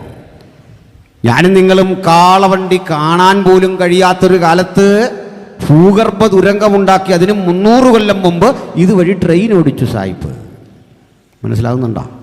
അപ്പോൾ ഇത്തരം ആളുകൾ നമ്മുടെ രാജ്യത്തിലേക്കൊക്കെ പലതരം രാജ്യങ്ങൾ അവർ പിടിച്ചെടുത്തപ്പോൾ അവരുടെ സംസ്കാരം അവിടെ ഇട്ടിട്ട് പോയി. അതൊക്കെ മനുഷ്യൻ കുറേശ്ശെ എടുത്തു. ഇന്ന് അവരുടെ സംസ്കാരത്തെ കുറ്റം പറഞ്ഞുകൊണ്ട് വൈദേശിക സംസ്കാരം ഇന്ത്യയിൽ വന്നതാ, ഇന്ത്യയുടെ നാശമെന്നൊക്കെ പറയുന്നവരും ആ ചർച്ചയ്ക്കകത്തൊരു 100 ഇംഗ്ലീഷ് വാക്ക് ഉപയോഗിക്കും. ഇല്ലേ, രക്ഷയില്ല. ആശയം കൺവീൻ ചെയ്യാൻ പറ്റില്ല. അവരുടെ വസ്ത്രധാരണം പഠിക്കുക ആധുനികമാണ്. സൂട്ടും കോട്ടും ഒക്കെ ഇട്ടിരുന്നത് കൊണ്ടാണ് പാശ്ചാത്യരെ കുറ്റം പറയുന്നത്. ജൂതനെ കുറ്റം പറയുന്നവരെ, അവനെതിരെ കമൻ്റ് ഇടുന്നവരെ, അവൻ കണ്ടുപിടിച്ച മൊബൈലിൽ അവൻ്റെ ഫേസ്ബുക്കിലൂടെയാണ് അവനെതിരെ പറഞ്ഞുകൊണ്ടിരിക്കുന്നത്. എന്തിനാ ഈ പറഞ്ഞേ? ഈ ശാസ്ത്ര സാങ്കേതിക പുരോഗതിക്ക് നമ്മൾ കാണുന്ന ആധുനിക ലോകത്തെ നിർമ്മിച്ചെടുത്തവൻ്റെ പേരാണ് സായിപ്പ്, അല്ലെ ബ്രിട്ടൻ. ഈ ബ്രിട്ടൻ്റെ ചിഹ്നം എന്താണെന്ന് അറിയണ്ടേ? സിംഹം. നിങ്ങൾ ബൈബിളിൽ കണ്ടോ? സിംഹമുഖമുള്ളൊരു ജീവി വിളിച്ചപ്പോൾ വെള്ള നിറമുള്ളൊരു കുതിര വന്നു. അവൻ ജയിക്കുന്നവനായും ജയിപ്പാനായും പുറപ്പെട്ടു. അപ്പം നിങ്ങൾക്കൊരു സംശയം, ഈ ജീവി ഒരു സ്വർഗീയ കെരൂബല്ലേ? അതെങ്ങനെ ബ്രിട്ടനെക്കുറിച്ചുള്ളൊരു ചിന്തയെ പ്രതിനിധീകരിക്കും പറയാം. പ്രിയരേ, ഭൂമിയിൽ നടക്കുന്ന ഏത് കാര്യത്തിലും അത്യുന്നതൻ്റെ കൺട്രോളുണ്ട്, സർവശക്തൻ്റെ നിയന്ത്രണമുണ്ട്. ബൈബിൾ പറയുന്നു, അത്യുന്നതൻ തനിക്ക് ഇഷ്ടമുള്ളവർക്ക് രാജ്യത്വം കൊടുക്കുന്നു. അപ്പം ദൈവം ഒരു കാലത്ത് ബ്രിട്ടനെ ഉപയോഗിച്ചു ലോകത്തെ മാറ്റാൻ. അവൻ ലോകത്തോട് പറഞ്ഞത് സമാധാനമാണ്. ലോകത്തിൽ അവൻ കൊടുത്തതൊക്കെ നന്മയാണ്. പക്ഷെ ആ കൂടെ തന്നെ അവൻ്റെ കയ്യിൽ ആയുധമുണ്ട്. ആ ബ്രിട്ടനിൽ നിന്ന് രൂപപ്പെട്ടതാണ് അമേരിക്ക. ആ ബ്രിട്ടനിൽ നിന്ന് രൂപപ്പെട്ടതാണ് ഓസ്ട്രേലിയ, ന്യൂസിലാൻഡുമൊക്കെ അങ്ങനെയാണ്. ചുരുക്കി പറഞ്ഞാൽ ലോകത്തിലെ ഒന്നാമത്തെ ശക്തി ബുദ്ധിശക്തിയാണെങ്കിലും ആയുധശക്തിയാണെങ്കിലും സാമ്പത്തിക ശക്തിയാണെങ്കിലും അത് ജൂത പാശ്ചാത്യ ശക്തികളുടെ സങ്കലനമാണ് ഒന്നാമത്തെ ശക്തി. ഇനിയാണ് അടുത്തത്. ഈ ശക്തി ലോകത്തെങ്ങനെ നവീകരിച്ച് നിൽക്കവേ അവരെ അമ്പരപ്പിച്ചുകൊണ്ടൊരു രണ്ടാം ശക്തി ലോകത്ത് വന്നു. ആ ശക്തിയാണ് ഒരു കാളമുഖമുള്ള ജീവി വിളിക്കുക, വരിക. കാള എന്തിൻ്റെ പ്രതീകമാണെന്നറിയോ? പണിയെടുക്കുന്നവൻ്റെ പ്രതീകം. വണ്ടി വലിക്കുക, നിലമൊഴുക, പണിയെടുക്കുന്ന ആളാണ്. വണ്ടി വലിക്കുക, കലപ്പ തോളിലെന്തി കൊണ്ടുപോവാ. കാള വിളിച്ചപ്പോൾ വന്നത് നല്ല ചുവപ്പ് നിറമുള്ളൊരു കുതിര. അതിന്മീതെ ഒരുത്തനിരിക്കുന്നു, കയ്യിലൊരു വലിയ വാള്. അവനെ അന്യോന്യം സമാധാനമെടുത്തു കളയത്തക്ക വണ്ണം ഒരധികാരം ലഭിച്ചു, വലിയ വാളും കിട്ടി. ഈ കാളയുടെ വിളിയാണ് കഴിഞ്ഞ നൂറ്റാണ്ടിൽ നമ്മൾ കേട്ടത് സർവ്വരാജ്യ തൊഴിലാളികളെ വരാൻ. അവൻ കൊണ്ടൊന്നാണ് ഈ ചുവന്ന കുതിര. ഒന്നാം ശക്തി പാശ്ചാത്യമെങ്കിൽ രണ്ടാം ശക്തി റഷ്യ പോലെയുള്ള ശക്തികളാണ്. ക്യാപിറ്റൽ കൺട്രീസാണ് ഒന്നാം ശക്തി എങ്കിൽ കമ്മ്യൂണിസ്റ്റ് രാഷ്ട്രങ്ങളാണ് രണ്ടാം ശക്തി. ഈ രണ്ട് ശക്തികൾ തമ്മിലുള്ള ഏറ്റുമുട്ടലിനാണ് 1945 ഫസ്റ്റ് വേൾഡ് വാർ അങ്ങോട്ട് കഴിഞ്ഞു. 90 വരെ ലോകം കണ്ടത് ഇവർ തമ്മിലുള്ള യുദ്ധമാണ്. റഷ്യ അമേരിക്ക ആയുധം കൊണ്ടൊന്നുമല്ല, ഒരു യുദ്ധമുണ്ടാകും എന്ന പ്രതീതി പരത്തിക്കൊണ്ട് അണ്വായുധ പരീക്ഷണം, ആയുധ പരീക്ഷണം, ബഹിരാകാശ യാത്രകൾ, ചന്ദ്രനിലേക്കുള്ള യാത്ര, ഇതൊക്കെ പരസ്പരം മത്സരിച്ച് ചെയ്യുമ്പോൾ അറിഞ്ഞോ അറിയാതെയോ നിങ്ങൾ ഇതിലെവിടെങ്കിലും കൂടിയേ പറ്റൂ. ഒരു ചേരിയിൽ പെടണം. നമ്മുടെ നെഹ്റു പറഞ്ഞു, ഞങ്ങൾ ഒരു ചേരിയിലും ഇല്ല എന്ന് പറഞ്ഞു. നമ്മളൊരു പ്രസ്ഥാനം തന്നെ ഉണ്ടാക്കി, ചേരി ചേരാ നയം, ഒരു പോളിസി ഉണ്ടാക്കി. ഇങ്ങനെ ചേരിയല്ലെന്നൊക്കെ പറഞ്ഞെങ്കിലും നെഹ്റു ചേരി ചേർന്നത് രഹസ്യത്തിൽ റഷ്യയുടെ കൂടെയാണ്. എങ്ങനെയാണ് ഈ രണ്ട് ശക്തികൾ നമ്മുടെ കൺമുമ്പിൽ നിന്നിട്ടൊരു കാഴ്ച കണ്ടു. കഴിഞ്ഞ നൂറ്റാണ്ടിൻ്റെ ഒടുവിൽ 1990കളിൽ ലോകമൊരു കേൾവി കേട്ടു. കമ്മ്യൂണിസ്റ്റ് രാഷ്ട്രങ്ങൾക്ക് സംഭവിച്ച പതനം, റഷ്യക്ക് സംഭവിച്ച പതനം. ഗ്ലാസ്തനസും പെരിസ്ട്രോയ്ക്കയും പോലെയുള്ള ഗോർബച്ചേവിനെ പോലെയുള്ള നവീന ചിന്തകന്മാരുടെ പരിഷ്കരണം പാളി. രാഷ്ട്രം തകർന്നു. രാഷ്ട്രങ്ങളുടെ അംഗങ്ങളായിരുന്ന സ്റ്റേറ്റുകൾ വിട്ടുപോയി. ആ വിട്ടുപോയുള്ള സ്റ്റേറ്റാ ഉക്രൈൻ. ആ ഉക്രൈൻ പണ്ട് റഷ്യയുടെ ഭാഗമാ. ആ ഉക്രൈൻ ഇന്ന് പതുക്കെ പാശ്ചാത്യ രാജ്യങ്ങൾ അടുക്കുക. ആ അടുക്കുന്നതിലുള്ള പ്രയാസം കൊണ്ട് അവർ തമ്മിലുള്ള യുദ്ധമാ നമ്മൾ കണ്ടുകൊണ്ടിരിക്കുന്നത്. ചുരുക്കി പറഞ്ഞാൽ റഷ്യ തകർന്നപ്പോൾ പിന്നെ ലോകത്തൊരു ശക്തി ഉണ്ടായുള്ളൂ, അമേരിക്ക. അമേരിക്ക ഒരു ശക്തിയായി നിൽക്കവേ നമ്മളോർത്ത് ഇവരായിന് ഏകാധിപതി. പക്ഷേ 2000 ആണ്ട് തുടങ്ങുന്നത് അമേരിക്കയുടെ പതനത്തോടാണ്. അതിശക്തമായ സാമ്പത്തിക ഞെരുക്കം അമേരിക്കയെ പിടികൂടിയിട്ട് അമേരിക്കയുടെ ആ മേധാശക്തി തകർന്നു. തൊട്ടു പിന്നെ ചൈന വന്ന് നിൽക്കുക. വലിയ പുരോഗതിയിലേക്ക് ഇത് വന്നുകൊണ്ടിരിക്കുക. ചുരുക്കി പറഞ്ഞാൽ ആ രാഷ്ട്രവും തകർന്നു എന്ന് പറയുമ്പോഴും ഇവർ തന്നെയാണ് അല്പം തകർച്ച നേരിട്ടെങ്കിലും ലോകത്തിലെ വൻകിട ശക്തികൾ. പക്ഷേ ഇതിനിടയിൽ ഒരു കാര്യം പഠിക്കണം. ഒന്നാം ലോകത്തിൻ്റെ നിറം വെളുപ്പായിരുന്നു. രണ്ടാം ലോകത്തിൻ്റെ നിറം ചുവപ്പ. മംഗോളിയൻ്റെ മുടി പോലും ചുവപ്പ്, അവൻ്റെ കൊടി ചുവപ്പ്, സംസ്കാരം ചുവപ്പ്. പാശ്ചാത്യൻ്റെ മുടി വെളുപ്പ്, അവൻ്റെ സംസ്കാരം വെളുപ്പ്. അങ്ങനെ ചുവപ്പും വെളുപ്പും തമ്മിലുള്ള ആ ശീതസമരം നടക്കുമ്പോൾ അതിൻ്റെ ഇടയിൽ കൂടി മൂന്നാംകിട ലോകത്തിലെ ആളുകൾ ശക്തിപ്പെട്ടു വന്നു. പട്ടിണി രാജ്യങ്ങളാണ്, ഇല്ലായ്മക്കാരൻ്റെ രാജ്യങ്ങളാണ്. ആ രാജ്യങ്ങളുടെ പ്രശ്നം ഇന്ധനമില്ല, ഇറക്കുമതി ചെയ്യണം. ജനസംഖ്യ കൂടുതലാ, അതുകൊണ്ട് ഭക്ഷ്യക്ഷാമം. ആ രാജ്യങ്ങളിൽ മരുന്നും വാക്സിനുകളുമൊക്കെ കുറവാ. ആ മൂന്നാം ലോക രാജ്യങ്ങളുടെ പ്രശ്നം മനുഷ്യാവകാശമാ. മനുഷ്യമുഖമുള്ള ഒരു ജീവി വിളിച്ചപ്പോൾ, ഈ മുദ്ര പൊട്ടിയപ്പോൾ മനുഷ്യമുഖമുള്ള ജീവി വിളിച്ചപ്പോൾ വരുന്നു ഒരു കറുത്ത കുതിര. ആഫ്രിക്ക, എത്യോപ്യ, ലാറ്റിൻ അമേരിക്കയിലെ വിവിധ രാജ്യങ്ങൾ, ഇന്ത്യയും ശ്രീലങ്കയും പാകിസ്ഥാനും പോലെയുള്ള രാജ്യങ്ങൾ, ഇവയെല്ലാം മൂന്നാം ലോക രാജ്യങ്ങളാ. ആ മൂന്നാം ലോക രാജ്യങ്ങൾ പട്ടിണി രാജ്യങ്ങളാ. ആ രാജ്യങ്ങളിലെ ഏറ്റവും വലിയ പ്രതിസന്ധി ഇന്ധനമില്ല. ആ കുതിരപ്പുറത്തിരിക്കുന്നവൻ കയ്യിലൊരു തുലാസ് പിടിച്ചിരിക്കുന്നു. അങ്ങനെയുള്ളവൻ എണ്ണയ്ക്കും വീഞ്ഞിനും കേടുവരുത്തുന്ന ഒരു ശബ്ദം കേൾക്കുന്നു. പണത്തിന് ഒരിടങ്ങഴി ഗോതമ്പ്, മൂന്നിടങ്ങഴി യവം, അതായത് ആവശ്യത്തിന് മാത്രം ഭക്ഷ്യവസ്തുക്കൾ എന്ന നിലയിലേക്ക് എത്തുന്നു. പ്രിയപ്പെട്ടവരെ, നമ്മുടെ രാജ്യമൊക്കെ അടുത്ത കാലത്ത് കിട്ടും അതിദരിദ്രരില്ലാത്ത നാട്, നല്ലത്. പക്ഷെ കാലം ഇത്രയും പുരോഗമിച്ചിട്ട് ലോകം എവിടെ വരെ ചെന്നിട്ടും ദാരിദ്ര്യം തുടച്ചു നീക്കാനുള്ള ആ വഴിയിലൂടെ സഞ്ചരിക്കേണ്ടി വരുന്ന ഇന്ത്യ പോലെയുള്ള രാജ്യങ്ങൾ. നിങ്ങൾ നോർത്ത് ഇന്ത്യയുടെ ഗ്രാമങ്ങളിൽ ചെല്ലുക, പകലന്തിയോളം പണിയെടുത്താൽ 50 ഉറുപ്പിക കഷ്ടിച്ച് കിട്ടുന്ന നാട്. അനവധി അനുഭവങ്ങൾ അങ്ങനെയുണ്ട്. ആ നാട്ടിൽ മിഷണറിമാർ ഇറങ്ങി പ്രവർത്തിച്ച് കലാലയങ്ങൾ രൂപപ്പെടുത്തി, മനുഷ്യാവകാശങ്ങളെ കുറിച്ച് പഠിപ്പിച്ച്, വസ്ത്രം ധരിക്കാൻ പഠിപ്പിച്ച്, മാന്യമായി ആഹാരം കഴിക്കാനൊക്കെ പഠിപ്പിച്ച് അവരെ പരിശീലിപ്പിച്ചെടുക്കുമ്പോൾ അവരോട് വെറുപ്പ് തോന്നിക്കൊണ്ട് ഈ മിഷൻ പ്രവർത്തനങ്ങളെ ഉന്മൂലനം ചെയ്യാൻ ജാതീയ ശക്തികളും അനവധി മത ചിന്തകന്മാരും ഒക്കെ ശ്രമിക്കുന്നതിന്റെ പിന്നിലെ കാരണം എന്താ? ദാരിദ്ര്യം പോലും തുടച്ചു നീക്കാൻ ഇത്തരം രാഷ്ട്രങ്ങൾക്കാകുന്നില്ല. അപ്പോഴും നമ്മൾ പറയും നമ്മൾ സമ്പന്ന രാജ്യം. അതൊരു കണക്കിന് ശരിയാണ്. ചൈനയും പിന്തള്ളും എന്നൊക്കെ കേൾക്കുമ്പോൾ ഇതൊരു കണക്കാണ്. എന്താണെന്നറിയണ്ടേ? എങ്ങനെ നമ്മൾ സമ്പന്നമാകുന്നതെന്ന് അറിയണ്ടേ? അദാനിയുടെ കയ്യിലെ പണവും നിങ്ങളുടെ കയ്യിലെ പണവും അംബാനിയുടെ പണവും എൻ്റെ കയ്യിലെ പണവും എല്ലാം ഒരുമിച്ച് കൂട്ടി നോക്കുമ്പോൾ നമ്മൾ സമ്പന്നരാണ്. നിങ്ങൾക്കറിയണ്ടേ, 2.3% വരുന്ന ബനിയ എന്നൊരു കാസ്റ്റാണ് ഇന്ത്യ മുഴുവൻ പിടിച്ചെടുത്ത് ഭരിക്കുന്നത്. ഇന്ത്യയുടെ മുഴുവൻ സമ്പത്താളുന്ന ആ സമൂഹം ബനിയ എന്നൊരു ഗ്രൂപ്പാണ്. ഗാന്ധിജിയൊക്കെ അതിൽപ്പെട്ട ആളുകളായിരുന്നു. ആ കാസ്റ്റാണ്, ആ കമ്മ്യൂണിറ്റിയാണ്. അതിൽപ്പെട്ട ചിലരുടെ പേര് ഞാൻ പറയുമ്പോൾ നിങ്ങൾക്ക് മനസ്സിലാകും. പാസ്റ്റർ പറയുന്നത് ശരിയാണ്.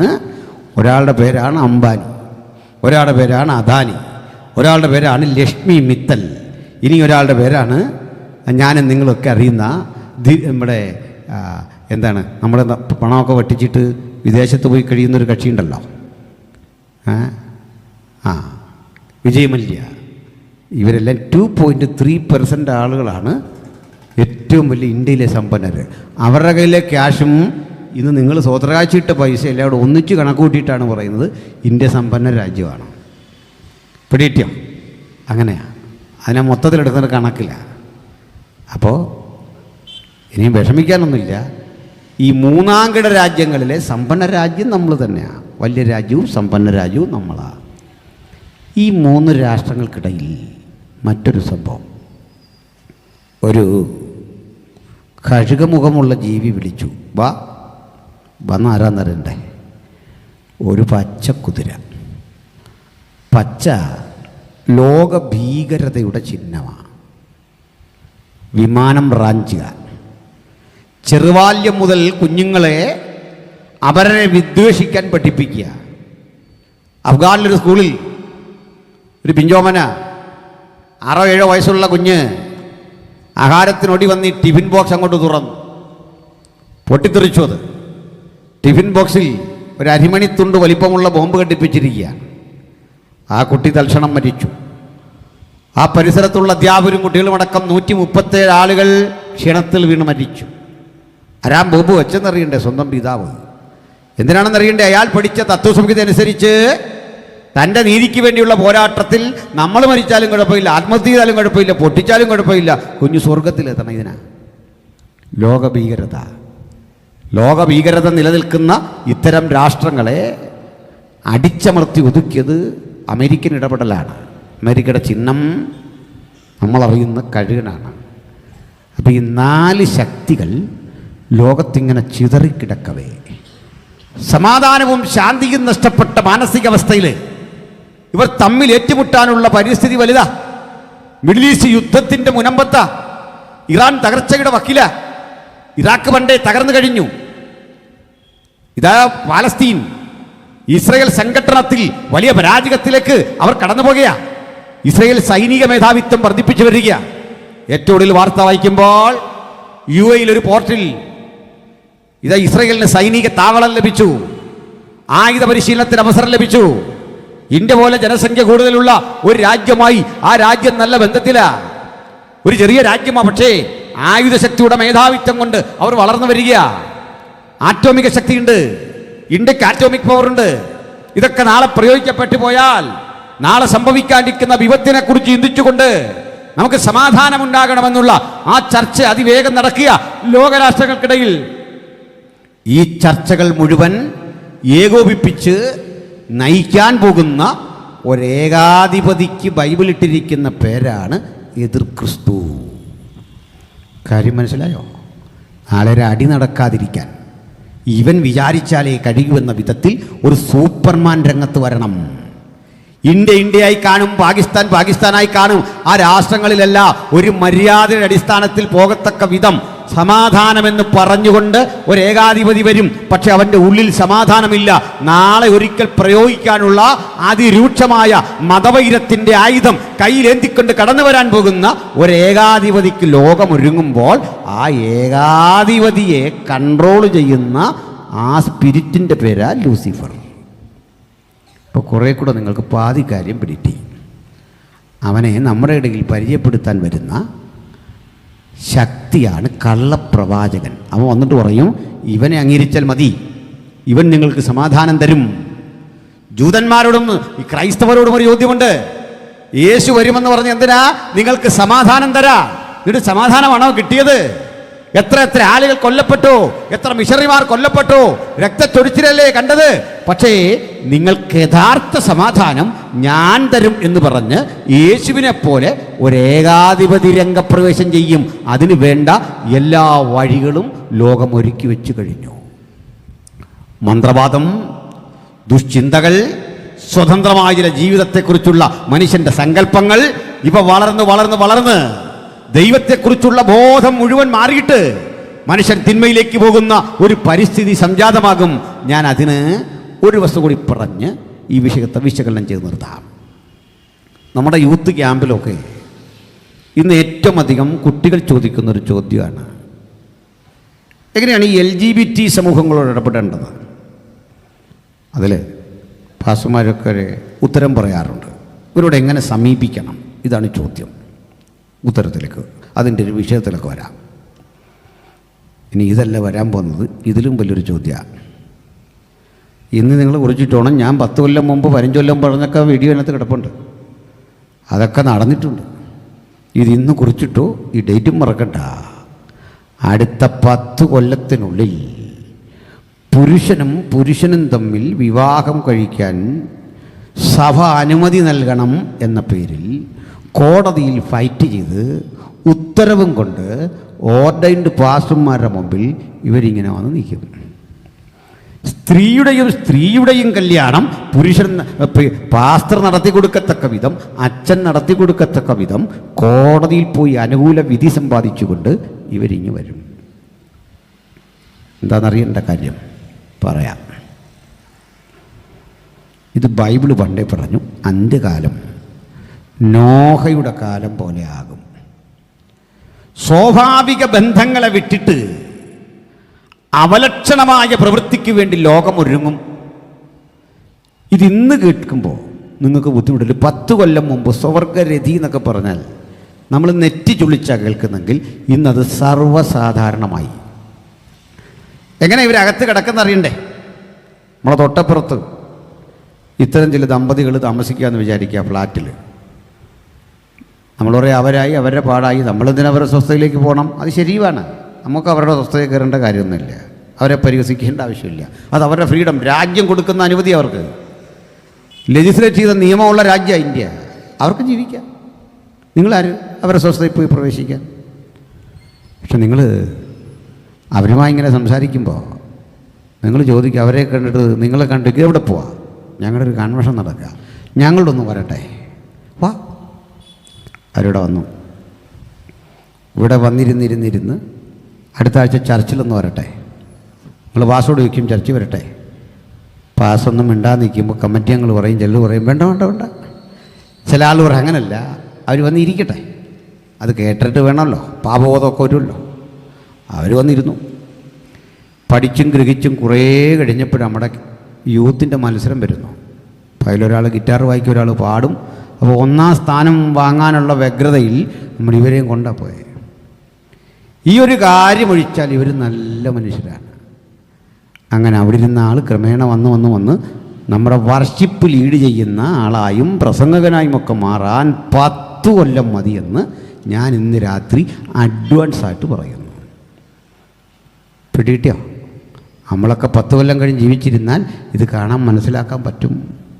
ഇതിനകത്തേക്ക് പതുക്കെ വരും. അധർമ്മത്തിൻ്റെ മർമ്മം ഇപ്പോൾ തന്നെ വ്യാപരിക്കുന്നു. എതിർക്കുന്നവരോ ചെറുക്കുന്നവരോ അപരിഷ്കൃതരായി കാണപ്പെടും. അവർ ശിക്ഷിക്കപ്പെടും. അവരെ കോടതി ശിക്ഷിക്കും, സർക്കാരുകൾ ശിക്ഷിക്കും. അവരുടെ സ്വാതന്ത്ര്യമാണെന്ന് പറയും. അതൊരു വശത്ത് നടക്കുമ്പോൾ ഏറ്റുമുട്ടൽ കലാപങ്ങൾ മറുവശത്ത്. ഇതിനെ പരിഹരിക്കാൻ കഴിയുന്ന ആ ഏകാധിപതി പാപത്തിൻ്റെ സാർവത്രിക ശക്തിയോടുകൂടി ഇടപഴകിക്കൊണ്ട് നമ്മുടെ രാഷ്ട്രസങ്കല്പങ്ങളെ, ജീവിത സങ്കല്പങ്ങളെ, പാരമ്പര്യ മൂല്യങ്ങളെ മുഴുവൻ തകർത്ത് കളയും.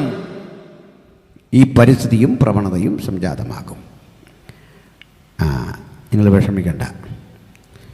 ഈ പരിസ്ഥിതികളുടെ മൂർധന്യഘട്ടത്തിൽ കർത്താവായ യേശു ക്രിസ്തു എന്ന സാക്ഷാൽ ലോകത്തിൻ്റെ വെളിച്ചമായവൻ്റെ ഇടപെടൽ സംഭവിക്കും. ആ ഇടപെടൽ അന്തിമ യുദ്ധത്തിന് വഴിവെക്കും. ആ ഏറ്റുമുട്ടൽ ഒരു ധാർമ്മിക യുദ്ധമാണ്. നമ്മുടെ കർത്താവായ യേശുക്രിസ്തുവിൻ്റെ വരവോട് ബന്ധപ്പെട്ട്, തിരുസഭയ്ക്കൊരുക്കുന്ന മനോഹാരിതയോട് ബന്ധപ്പെട്ട്, മരണത്തിനെന്നേക്കും ആ മരണവിധിയെ റദ്ദ് ചെയ്ത് മനുഷ്യരാശിക്ക് നിത്യത നൽകുന്നവരോട് ബന്ധപ്പെട്ട് ആദ്യം ചെയ്യുന്ന പ്രവൃത്തി എതിർ ക്രിസ്തു എന്ന് പറയുന്നവനെയും അവൻ്റെ കൂടൊരു കക്ഷിയുണ്ട്. അവൻ്റെ പേരാണ് കള്ളപ്രവാചകൻ. ഇതൊരു വലിയ സംഘമാണ്. ഇവരുടെ കൂടെ ആളുണ്ട്. ഇവരെ പിടിച്ചു കെട്ടി ലേക്ക് ഓഫ് ഫയർ, തീപ്പൊയ്കയിൽ തള്ളുവന്നു. സ്വസ്ഥമായല്ലേ? സന്തോഷമായില്ലേ? ആൻ പോയി. പക്ഷെ വേറൊരുത്തരം തീപ്പൊയ്കയിൽ തള്ളുകയല്ല. ആരാന്നറിയണ്ടേ? ലൂസിഫർ എന്നൊരുത്തനില്ലേ, അവനെ പിടിച്ചു കെട്ടി 1000 ആണ്ടയ്ക്ക് ഒന്ന് ലോക്ക് ചെയ്യും. 1000 ആണ്ടയ്ക്ക് അവനെ ബന്ധിച്ചൊതുക്കും. അപ്പം നമ്മൾ കാണാൻ പോകുന്നത് എന്താണെന്നറിയണ്ടേ? എതിർ ക്രിസ്തുവും കള്ളപ്രവാചകനും ലേക്ക് ഓഫ് ഫയർ, തീപ്പൊയ്കയിൽ ഒരു വലിയ സൈന്യവുമായി കിടക്കുക. ഇവൻ നമ്മുടെ ഇടയിലില്ല. നമ്മ മുഴുവൻ തകർക്കാൻ വന്നവനെ ചങ്ങലയിൽ ബന്ധിച്ചു. ചങ്ങല ആത്മീയ അർത്ഥത്തിലട്ടോ, ബന്ധനസ്ഥനാക്കി, പാതാളത്തിൽ ബന്ധനസ്ഥനാക്കിയിട്ടും. എന്നിട്ട് പിശാചില്ലാത്ത, ലൂസിഫർ ഇല്ലാത്ത, എതിർക്രിസ്തുവില്ലാത്ത ഒരു ലോകം നമുക്ക് തരും ഈ ഭൂമിയിലാണ്. അതിൻ്റെ പേരാണ് മില്ലേനിയം അഥവാ 1000 ആണ്ട് വാഴ്ച. ജയമെടുത്തവർ 1000 ആണ്ട് ക്രിസ്തുവിനോടുകൂടെ വാഴും. ഏതെന്റെ മനോഹാരിതയിൽ നഷ്ടപ്പെട്ടു പോയ ജീവിതം മനുഷ്യരാശിക്ക് തിരിച്ചു കിട്ടും. ഏതനിലെ ആ മനോഹര ജീവിതത്തിൽ 2-3 തരം ആളുകളുണ്ട്. തേജസ്കരിക്കപ്പെട്ട് ക്രിസ്തുവിനോടുകൂടെ തിരുസഭ, ആ കാലത്ത് രക്ഷിക്കപ്പെട്ട സാധാരണ മനുഷ്യർ, ജൂതന്മാർ. ഇവരുടെ നേച്ചർ 2. പുനരുദ്ധാന ശരീരികളായി തേജസ്കരിക്കപ്പെട്ട യേശുവിൻ്റെ അനുഗാമികൾ പുരുഷനോ സ്ത്രീയോ എന്ന ഭാവത്തിലല്ല, ദൂതതുല്യരാകും. അവർ വിവാഹത്തിന് കൊടുക്കുന്നില്ല, വാങ്ങുന്നില്ല, ദൂതതുല്യര്. മറ്റൊരു കൂട്ടരുണ്ട്, അവർ വിവാഹിതരാ. കാരണം അവർ സന്താനപുഷ്ടിയുള്ളവരായി വർദ്ധിച്ചു പെരുകുമെന്ന ഉൽപ്പത്തിയിലെ വചനം നിവൃത്തീകരിച്ചുകൊണ്ട് 1000 ആണ്ട് വാഴ്ചയിൽ ശിശു 100 വയസ്സുള്ളവനായി മരിക്കും. ചെന്നായും കുഞ്ഞാടും ഒരുമിച്ച് മേയും വൈരാഗ്യമുള്ള ജീവജാലങ്ങൾ പോലും ആ വൈരാഗ്യത്തിന്റെ പാപരഹിതമായ ഒരു ലോകത്തിലേക്ക് കടന്നുപോകും. ഏറ്റുമുട്ടലില്ലാത്ത, രക്തച്ചൊരിച്ചിലില്ലാത്ത മനോഹരമായ ഒരു ലോകത്തിന്റെ പേര് ഏദൻ. അന്ന് നഷ്ടപ്പെട്ട ഏദന്യ ഭൂമി തിരിച്ചു കിട്ടും. പെറ്റി പെരുകി സന്താനപുഷ്ടിയുള്ളവരായി വളരുമ്പോൾ നമ്മുടെ കർത്താവായ യേശു അക്ഷരാർത്ഥത്തിൽ യെരൂശലേം കേന്ദ്രീകരിച്ചൊരു രാജാവായി 1000 ആണ്ട് വസിക്കും. അവനോട് കൂടെ തൻ്റെ കാന്തയും.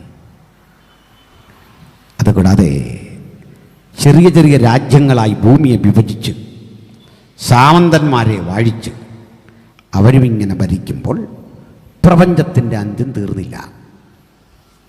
ചങ്ങലയിൽ ബന്ധനസ്ഥനായ ലൂസിഫർ എന്നവനെ 1000 ആണ്ട് കഴിഞ്ഞഴിച്ചുവിടും. അവനന്ന് പുറത്തു വന്നു. ബൈബിളിൻ്റെ ചിന്ത എങ്ങനെയാണ് സുഹൃത്തുക്കളെ? അവൻ്റെ പണി ചെയ്യും. ഈ രാജാക്കന്മാരായി സാമന്തന്മാരായി ഭരിക്കുന്ന ആളുകളെ ചെന്ന് സ്വാധീനിച്ചിട്ട് പറയും, നിങ്ങൾ ഇത്ര നാളും യേശുവിൻ്റെ കൺട്രോളിന് കീഴിലായിരുന്നു. ഇനി ഇതൊന്ന് മാറണ്ടേ? പ്രമോഷൻ വേണ്ടേ? മുന്നോട്ട് പോകണ്ടേ? അതുകൊണ്ടൊരു കാര്യം ചെയ്യും, ഇനി യേശുവില്ലെങ്കിലും ഇതൊന്നും ഇല്ലെങ്കിലും ഭരിക്കണം. ആ കെട്ടുകളെ പൊട്ടിക്കണം. ആ കയറുകൾ പൊട്ടിച്ചിട്ട് നിങ്ങളൊന്ന് സ്വതന്ത്രരാകണം. മനോഹരമായ ഭാഷ, മനോഹരമായ സംഭാഷണം. ഇത് കണ്ടാ ദാവീദ് 2-ാം സങ്കീർത്തനത്തിൽ പറയുന്നത്, ജാതികൾ കലഹിക്കുന്നു, വംശങ്ങൾ വ്യർത്ഥമായി നിരൂപിക്കുന്നു. ദൈവത്തിന്റെ അധിപതിക്കെതിരെ കലഹിച്ചുകൊണ്ട് ഒരു വലിയ സേനയെ ഒരുക്കി യേശുവിനെതിരെ അന്തിമ യുദ്ധത്തിന് ലൂസിഫർ അടുത്ത് വരും. ഇത് കണ്ട് കൂടെ രാജാക്കന്മാർ ഇത്തരമുണ്ട്. പിതാവ് പറയാ, ഞാൻ നിന്റെ ശത്രുക്കളെ നിന്റെ പാദപീഠമാക്കുവോളം നീ എൻ്റെ വലത്തുഭാഗത്തിരിക്ക. ജയാളിയായി ദൈവത്തിൻ്റെ പുത്രനെ അവതരിപ്പിക്കാൻ പിതാവ് ന്യായവിധി സ്വയം ഏറ്റെടുത്തിട്ട് ലൂസിഫർ എന്നവനെ പിടിച്ചു കെട്ടി ഗന്ധക തീപ്പൊയ്കയിൽ തള്ളും. 1000 ആണ്ട് മുന്നമേ അവിടെ 2 പേര് പോയിട്ടുണ്ട്, അവൻ്റെ ആളുകളും. സ്വർഗത്തിലൊരു യുദ്ധം കണ്ടു. ലൂസിഫർ ഈ മഹാസർപ്പത്തെ വേട്ടി എന്ത് ചെയ്യും? ഇവൻ ചെന്ന് പതിക്കുന്ന പതനസ്ഥാനത്തിൻ്റെ പേരാണ് തീപ്പൊയ്ക, ഗഹന്ന, അല്ലെങ്കിൽ നരകം. നിത്യദണ്ഡനത്തിൻ്റെ തീപ്പൊയ്യിലേക്ക് അവൻ ചെന്ന് പതിക്കുന്ന, വരാനിരിക്കുന്ന ആ സമയത്ത് മാത്രമാണ് യെശയ്യാ പ്രവചിച്ച പ്രവചനം നിവൃത്തിയാകുന്നത്. മനസ്സിലായോ? ഇനി നിങ്ങൾ ആ വചനം ഒന്ന് ചിന്തിച്ച്, അരുണോദയപുത്രനായ ശുക്ര, നീ വെട്ടിയിട്ട് നിലത്ത് വീണതെങ്ങനെ? ജാതികളെ താഴ്ത്തിക്കളഞ്ഞവനെ. ഇവർ ഏത് ജാതിയെ താഴ്ത്തിയെന്നറിയണ്ടേ? പ്രപഞ്ചമുണ്ടായ അന്നു മുതൽ ഇന്ന് വരെ മാനവരാശി മുഴുവൻ താഴ്ത്തിക്കളയാൻ ശ്രമിച്ച് അതിലെ പട്ടണങ്ങളെ ഇടിച്ച് ഉന്മൂലനം വരുത്താൻ ശ്രമിച്ചവനെ അടുത്തൊരു കൂട്ടി ചോദിക്കുക, നീ ഞങ്ങൾക്ക് തുല്യനായോ? ആരായി ഞങ്ങളെന്നറിയണ്ടേ? ഇവനേക്കാൾ 1000 ആണ്ട് മുമ്പ് ഈ കുഴിക്കകത്ത് കിടക്കുന്ന മൃഗവും കള്ളപ്രവാചകനും അവരോർത്തു, നീയെങ്കിലും രക്ഷപ്പെട്ടു ഞങ്ങൾ ഈ കിടപ്പ് കിടക്കുമ്പോൾ. പക്ഷെ ഇന്ന് മനസ്സിലാകുന്നു, നീ ഞങ്ങൾക്ക് തുല്യനായോ? ചുരുക്കി പറഞ്ഞാൽ യെശയ്യാ പ്രവാചകന്റെ പുസ്തകം ലൂസിഫറിനെ കുറിച്ച് പ്രവചിച്ചത് കഴിഞ്ഞ പ്രവചനമല്ല, നടക്കാനിരിക്കുന്ന പ്രവചനമാണ്. മനസ്സിലായില്ലേ? നമുക്കൊക്കെ പിടിയിട്ടോ? കുഞ്ഞ് ഒരു വാക്യം കൂടെ വായിച്ച് നമുക്ക് നിർത്തിയേക്കാം. വായിക്കണം. വെളിപ്പാട് പുസ്തകം 20-ാം അധ്യായം 14-ാമത് വാക്യം വായിച്ചാട്ട്. മരണത്തെയും പാതാളത്തെയും തീപ്പൊയ്കയിൽ തള്ളിയിട്ടു. രണ്ടുപേരും ഒരുമിച്ച്. മരണാധികാരിയെയും അവന്റെ ശക്തിയെയും തീപ്പൊയ്കയിൽ തള്ളി. ഈ തീപ്പൊയ്ക 2-ാമത്തെ മരണം. കേൾക്ക്, ഒരു മരണം നമുക്കെല്ലാം വിധിച്ചിട്ടുണ്ട്, നമുക്കെല്ലാം ഉണ്ട്. അതിലൊരു ഒഴിവുള്ളതാകുന്നുണ്ട്. കർത്താവിൻ്റെ വരവിൽ ജീവനോടെ ശേഷിക്കുന്നവർക്കൊരു രൂപാന്തരം. നമ്മുടെ മരണശേഷമാ ആ വരവെങ്കിൽ നമ്മളെന്ത് ചെയ്യും? മരിച്ചവർ അക്ഷരായിട്ട് ഉയർക്കും. എന്നാൽ ക്രിസ്തുവിൽ മരിച്ചില്ല എങ്കിൽ അവൻ കൈവിടപ്പെടുമെന്ന് ഈ വിശുദ്ധ ലിഖിതം കർശനമായി പറയുന്നു. അതുകൊണ്ട് ഈ 4 രാത്രികളിലെ സുവിശേഷ ഘോഷണത്തിൻ്റെ ലക്ഷ്യം രണ്ടാം മരണത്തിൽ ഓഹരിക്കാരാകാതിരിക്കാൻ നിങ്ങൾ രണ്ടാമത് ജനിക്കണം. അതങ്ങനെ ജനിക്കുന്നതും ചോദിക്കുന്നുണ്ട്. ക്രിസ്തുവിൻ രക്തത്താൽ ജനിക്കണം, ആത്മാവിനാൽ ജനിക്കണം, ദൈവവചനത്താൽ ജനിക്കണം. നീ വീണ്ടും ജനിക്കുന്നില്ല എങ്കിൽ സ്വർഗരാജ്യം അവകാശമാക്കാൻ കഴിയുകയില്ല എന്ന് തിരുവെഴുത്ത് പറയുന്നു. വീണ്ടും ജനനത്തിൻ്റെ മനോഹാരിതയിൽ ആ പുനരുദ്ധാനത്തിൻ്റെ ശക്തിയോടെ നമുക്ക് യേശുവിനെ എതിർപ്പെടാൻ കഴിയുകയോ ജീവനോടെ ശിക്ഷിക്കുമ്പോൾ രൂപാന്തരപ്പെടാൻ കഴിയുകയോ ചെയ്യണം. അതിന് വേണ്ടിയുള്ള ആ ജയത്തിൻ ജീവിതത്തിൻ്റെ പേരാണ് ക്രിസ്തീയ ജീവിതം. ആ ക്രിസ്തീയ ജീവിതം നാളുകൾക്കപ്പുറത്ത് കരഗതമാക്കിയവൻ ആ ജീവിതത്തിൻ്റെ മനോഹാരിത ലോകത്തോട് വിളംബരം ചെയ്യുന്ന അനുഭവമാണ് സുവിശേഷ ഘോഷണം. ആ സുവിശേഷ ഘോഷണത്തിന്റെ സമാപന രാത്രിയിൽ ഞാനും നിങ്ങളും ഇത് പര്യവസാനിപ്പിക്കുമ്പോൾ ലോകത്തോട് ആ സുവിശേഷത്തിന്റെ സംക്ഷിപ്തം നമുക്ക് വീണ്ടും ആവർത്തിക്കാം. മറ്റൊരുവനിലും രക്ഷയില്ല. നാം രക്ഷിക്കപ്പെടുവാൻ ആകാശത്തിന് കീഴിൽ മനുഷ്യരുടെ ഇടയിൽ നൽകപ്പെട്ട ഒരേ ഒരു നാമം നമ്മുടെ കർത്താവായ യേശു ക്രിസ്തുവിൻ്റെ നാമം. സഹോദരേ, മരണത്തെയും പാതാളത്തെയും തള്ളി തീപ്പൊയ്യിൽ തള്ളിയിടുമ്പോൾ ഭക്തന്റെ ലോകം 1000 ആണ്ട് വാഴ്ചകൊണ്ട് തീരില്ല. അവന് ദൈവം ഒരുക്കി ഒരു പുതിയ ആകാശം, പുതിയ ഭൂമി.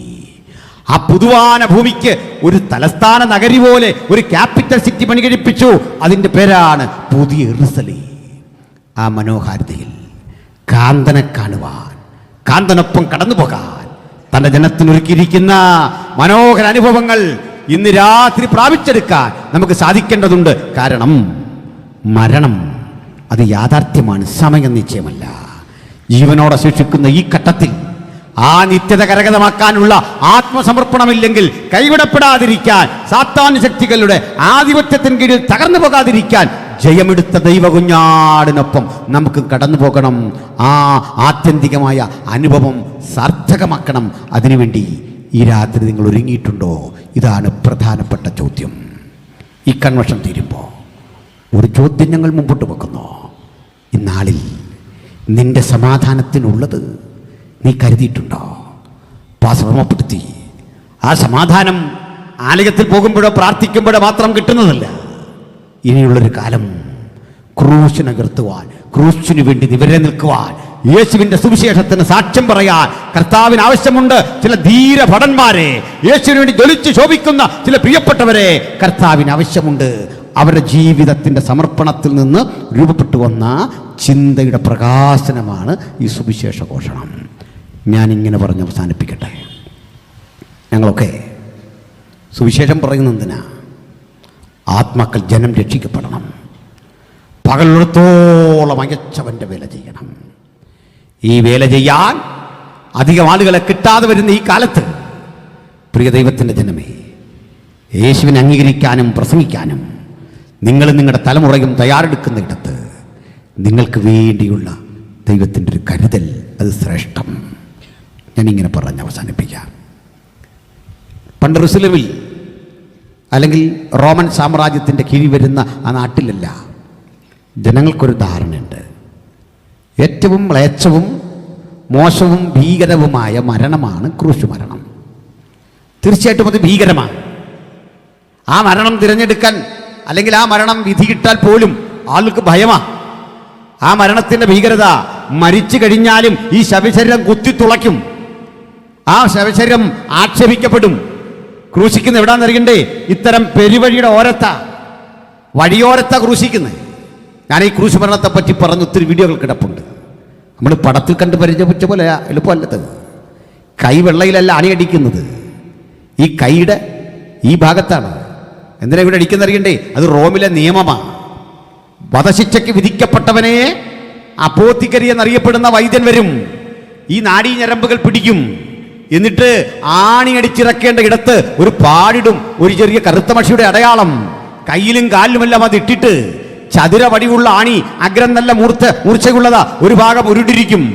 3 ആരാച്ചർമാർ ഒരുമിച്ച് ചേർന്ന് അത് കൈകളിൽ പിടിച്ചിട്ട് ഈ ക്രൂശോട് ചേർത്ത് ക്രൂശിതനെ ക്രൂശിക്കാൻ നിയോഗിച്ചവന്റെ കൈകാലികൾ വലിച്ചു പിടിച്ച ശേഷം കുറ്റപത്രം വായിച്ചു കേൾപ്പിക്കും. നസ്രായനായ യേശു എന്ന താങ്കൾ നിത്യജീവനെക്കുറിച്ച് പ്രസംഗിച്ചു, നീയാണ് വഴിയെന്നും സത്യവും ജീവനെന്നും പ്രസംഗിച്ചു, മറ്റാരിലൂടെയും അല്ല രക്ഷയെന്ന് പറഞ്ഞു.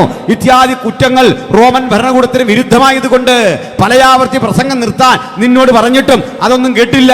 നീ ആളുകളെ തന്റെ മുന്നിൽ അണിനിരത്തിക്കൊണ്ട് ഒരു രാജ്യം നിനക്കുണ്ടെന്ന് പറഞ്ഞു.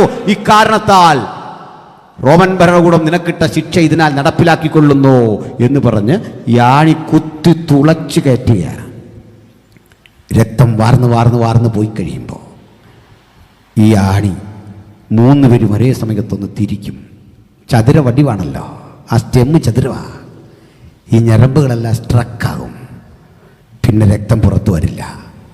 ഞരമ്പെല്ലാം അങ്ങനെ ഒട്ടിപ്പിണഞ്ഞിരിക്കുക കൊണ്ട് അവശേഷിച്ച് ശരീരത്തിൽ രക്തമുണ്ടെങ്കിലും രക്തസംക്രമണമില്ല. കണ്ണിലേക്ക് ഇരുട്ട് കയറുന്നു. അതിമാരകമാണ് അവസ്ഥ. ഇനി ശരീരത്തിന് വേണ്ടത്ര ഓക്സിജൻ കിട്ടാത്തത് കൊണ്ട് കാർബൺ ഡയോക്സൈഡ് വൻതോതിൽ ശരീരത്തിൽ ശേഖരിക്കപ്പെടും. അർത്ഥനഗ്നായി ക്രൂശിൽ ആളിനെ കണ്ടും കുറ്റസംഗതി എഴുതി മോളിൽ കെട്ടിത്തൂക്കും. എന്നാൽ അതിനു മുമ്പൊരു കാര്യമുള്ളത്, ഈ മരക്കുരിശ് ചുമക്കണം. അതും നമ്മൾ ഈ കണ്ടു പരിചയിച്ച പോലല്ല. ഈ തടി ടീ ആകൃതിയിൽ അതുപോലെ എടുത്തുകൊണ്ടൊന്നും പോകല്ല. കഷ്ടാനുഭവിച്ച് കാണും പോലെ അങ്ങനൊന്നും ഒരുത്തിന് ചുമക്കാൻ പറ്റില്ല. ഒരുവനെ തൂക്കുന്ന മരമാണ്. അതും നമ്മൾ കാണുന്ന പോലെ പണി കഴിപ്പിച്ച് ചതുരമാക്കിയ തടിയല്ല, ഉരുണ്ട തടി തന്നെയാണ്. അതിൻ്റെ ഗ്രീക്ക് വേർഡ് സ്റ്റൗറോ, ദണ്ഡന തടി എന്നാണ് എൻ്റെ പേര്. ഈ തടിക്ക് കുത്തനെ ഒരു ഭാഗമുണ്ട്, വിലങ്ങനെ ഒരു ഭാഗമുണ്ട്. ആ വിലങ്ങനെയുള്ള ഭാഗമാണ് മനുഷ്യൻ ചുമക്കേണ്ടത്. അത് തോളോട് ചേർത്ത് വെച്ചിട്ട് കയറ് ചേർത്ത് കെട്ടും. അതിനു മുമ്പ് ചാട്ടവാറൻ അടിക്കും. ഭീകരവും കിരാതവുമാണ് ആ രംഗം. 10 അടി ഇങ്ങനെ അടിച്ചെങ്കിൽ അടുത്ത 10 അടി തിരിച്ചടിക്കും. കമഴ്ത്തിക്കിടത്തി അടുത്ത 10 അടി. ഈ അടിയെല്ലാം കഴിയുമ്പോൾ പുറത്തുനിന്ന് റിബൺ ചുറ്റി മാറ്റും പോലെ തോക്കുരിഞ്ഞുരിഞ്ഞുരിഞ്ഞു മാറും. തലയിൽ മുൾക്കിരീടം വെച്ച് ആക്ഷേപിക്കും. ആളുകൾ ചീത്ത പറഞ്ഞ് പരിഹസിച്ചു കൂവും. ഭീകരമാണ് ഈ മരണം. അതുകൊണ്ട് മരണ ഉത്തരവിട്ട് കഴിഞ്ഞാൽ പിന്നെ ആരും വന്ന് ഈ തടിയിൽ തൊടില്ല. ഇയാൾ മാത്രമേ തൊടാവൂ. തൊട്ടാലൊരു പ്രശ്നം, നിന്റെ കുടുംബത്തിലേക്കൊരു ശാപം കിടക്കും. കാരണം ഇത് ഏറ്റവും നരകയോഗ്യൻ്റെ ഭീകരന് കിട്ടുന്ന ശിക്ഷ. തൊടല്ലേ. ആളുകൾ മാറി മാറി നിൽക്കുമ്പോൾ അടികൊണ്ട് പീഡകറ്റ് വാങ്ങി ആക്ഷേപിക്കപ്പെട്ട് ക്രിസ്തു പോകുക. വിധി നടപ്പിലാക്കുന്ന ഉദ്യോഗസ്ഥന് മനസ്സിലായി സമയത്ത് ഇത് അവിടെ എത്തില്ല, അത് തൻ്റെ തൊഴിലിനെ ബാധിക്കും. ആരൊക്കെ ഉണ്ടെങ്കിലും ഒന്ന് ചുമക്കണമല്ലോ. സുഹൃത്തേക്ക് വന്നേ, ഇത് ചുമന്നേ.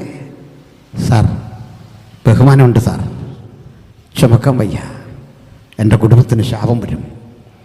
പലരും വഴിമാറിപ്പോയപ്പോൾ വയലിൽ നിന്ന് പണി കഴിഞ്ഞു വരുന്ന ഒരു എത്യോപ്യൻ വംശജനായ പാവപ്പെട്ട മനുഷ്യൻ, എനിക്ക് 2 മക്കളാണ്, അലക്സാണ്ടർ റുബ്യൂബോസും.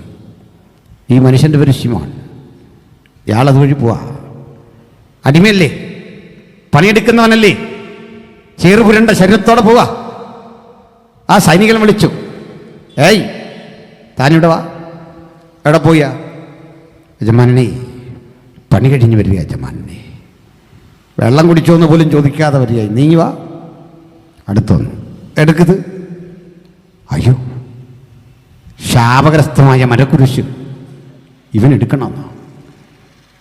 അവൻ ആ മരക്കുരിശ് ചുമക്കുന്ന ആളിൻ്റെ മുഖത്തേക്ക് നോക്കി പ്രസന്നവതനായി. അടിയെറ്റി പിടയുമ്പോഴും മുഖത്തെ സന്തോഷത്തിനൊരു കുറവില്ല. ഞാനതുകൊണ്ട് പറയും, ക്രൂശിൽ മനുഷ്യൻ വരച്ച ചിത്രമല്ല യേശുവിൻ്റെ യഥാർത്ഥ ചിത്രം. അത് ഒരുവൻ്റെയും ക്യാൻവാസിൻ്റെ മുമ്പിൽ വഴങ്ങില്ല. എബ്രാലേനകാരൻ പറയുക, അവൻ മരണം ആസ്വദിച്ചു. തീഷ്ണമായ വേദനയ്ക്ക് നടുവിലും ഉത്തരവാദിത്വ ബോധമുള്ള ക്രിസ്തു സന്തോഷചിത്തനായി അടിയെറ്റി പിണയുന്ന ഘട്ടത്തിൽ ഈ മനുഷ്യൻ ആ മുഖത്തേക്ക് നോക്കി. ആ ദൃഢചിത്തത കണ്ടപ്പോൾ പിടികിട്ടി, ഇവൻ പറഞ്ഞ രാജ്യം ശരിയാ, ഇവൻ്റെ പ്രസംഗം ശരിയാ, ഇവനൊരു രാജ്യമുണ്ട്. അതുകൊണ്ട് ആ രാജ്യത്തിന് വേണ്ടി മരിക്കേണ്ടി വന്നാലും നിവരെ നിൽക്കാൻ ആ കിട്ടിയ ധൈര്യം, അതാ എന്തും വരട്ടെ.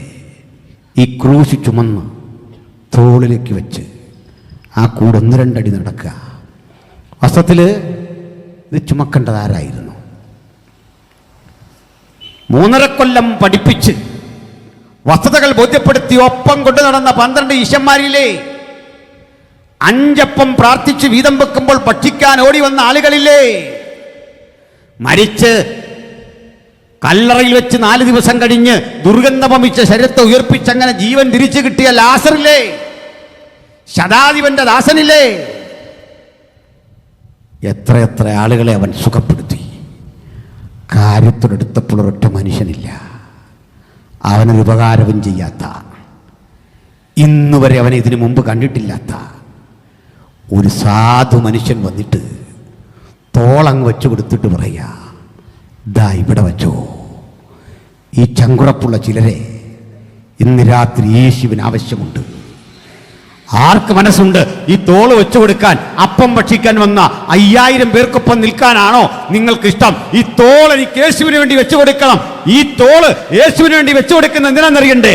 എൻ്റെ ഗുരുവിൻ്റെ കാൽപാദങ്ങളിലൂടെ ചോര കിരിഞ്ഞിറങ്ങുന്ന വഴിയിലൂടെ നടക്കുമ്പോൾ ആ ചുമലിന് ഒരാശ്വാസം കൊടുക്കാൻ കഴിയുമെങ്കിൽ എൻ്റെ ജീവിതം കൊണ്ടതാകട്ടെ എന്ന് പറഞ്ഞ് സമർപ്പിക്കാൻ മനസ്സുള്ളവരെ തിരഞ്ഞ് ഈ രാത്രി ക്രിസ്തുവിൻ്റെ ചൈതന്യം നമ്മുടെ മധ്യത്തിൽ പരിലസിക്കുന്നുണ്ട്. അവരുടെ ഒരു കാലം വരാൻ പോവുക. നമുക്ക് സൗഖ്യം വേണം, അപ്പം ഭക്ഷിക്കണം, കുഷ്ഠരോഗിയെ സുഖപ്പെടുത്തണം, കടൽ മീതെ നടക്കുന്ന യേശുവിനെ കാണണം. ക്രൂശിക്കപ്പെടുന്നവൻ്റെ ഒപ്പം നടക്കാൻ ആളില്ല. പക്ഷെ ഇവനൊരു കാര്യമറിയാം, വെറുതെ എല്ലാവരും മരിച്ച പോലെ മരിക്കാൻ പോകല്ല. ഈ ശരീരം അല്പം കഴിഞ്ഞെടുത്തേ കല്ലറയ്ക്കുള്ളിൽ വെക്കും. സകല ശവങ്ങളും മണ്ണിൻ്റെ ഭാഗമാകുമ്പോൾ പുഴുക്കൾ അരിക്കാൻ വരും. കുന്തിരിക്കമിട്ട് മൂടുന്ന ആളുകളില്ലേ? കോടികളെ വിലയുള്ള സ്വർണ്ണപ്പെട്ടിയിൽ അടക്കം ചെയ്യുന്ന ഈജിപ്തിലെ ഫറവോമാരില്ലേ? വിലപിടിപ്പുള്ള സുഗന്ധ ദ്രവ്യങ്ങളിട്ട് പൂശി ആളുകളെ ശവമടക്കുന്ന മമ്മിഫൈ ചെയ്യുന്ന സംസ്കാരം ഈജിപ്തിൽ നിലനിന്നിരുന്നില്ലേ? അതൊക്കെ കാലകരണപ്പെടും. മഹാനായ അലക്സാണ്ടറുടെ ശവശരീരത്തെ കാറ് തിന്ന പുഴുക്കളില്ലേ? അതേ പുഴുക്കൾ തന്നെയാ ഏത് സുന്ദരന്റെയും ഏത് സുന്ദരിയുടെയും ശരീരത്തെ ഇങ്ങനെ ഇഞ്ചിഞ്ചായി തിന്നു തീർക്കാൻ തുടങ്ങുന്നത്. ഈ മണ്ണിലേക്ക് പോയാൽ അതിന് പേരുണ്ട്, സകല ഭൂവാസികളുടെയും വഴി അതാണ് മരണം. സകല ഭൂവാസികൾക്കും അവൻ വെച്ചിരിക്കുന്ന വഴി ഒന്നു മാത്രം, അതാണ് മരണം. പറഞ്ഞു നിർത്താം. പക്ഷേ ഇവനെ കല്ലറയിൽ വെക്കും. ഒരു കാര്യം ഉറപ്പിച്ചു, ഈ ശരീരം തിന്നു തീർക്കാൻ, ദ്രവിച്ച് മണ്ണിൻ്റെ ഭാഗമാക്കാൻ ഒരു പുഴുവിനെയും അനുവദിക്കില്ല.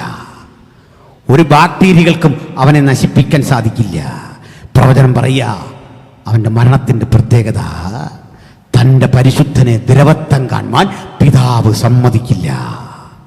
ദ്രവിച്ചൊടുങ്ങാതെ മണ്ണിൻ്റെ ഭാഗമാകാതെ ഈ മണ്ണിൽ ഇങ്ങനെ അടക്കം ചെയ്തവൻ മരണത്തിന്റെ മാരക ശക്തിയെ ചെറുത്തു തോൽപ്പിച്ചുകൊണ്ട് 3-ാം ദിവസം അജയ്യനായി ഉയർത്തെഴുന്നേറ്റെങ്കിൽ ആ അജയ്യനായ പരമഗുരുവിന്റെ പേരത്രേ ക്രിസ്തു. ആ ക്രിസ്തുവിന്റെ ക്രൂശ് ചുമക്കാൻ ഒരു ശിമോൻ തയ്യാറായി.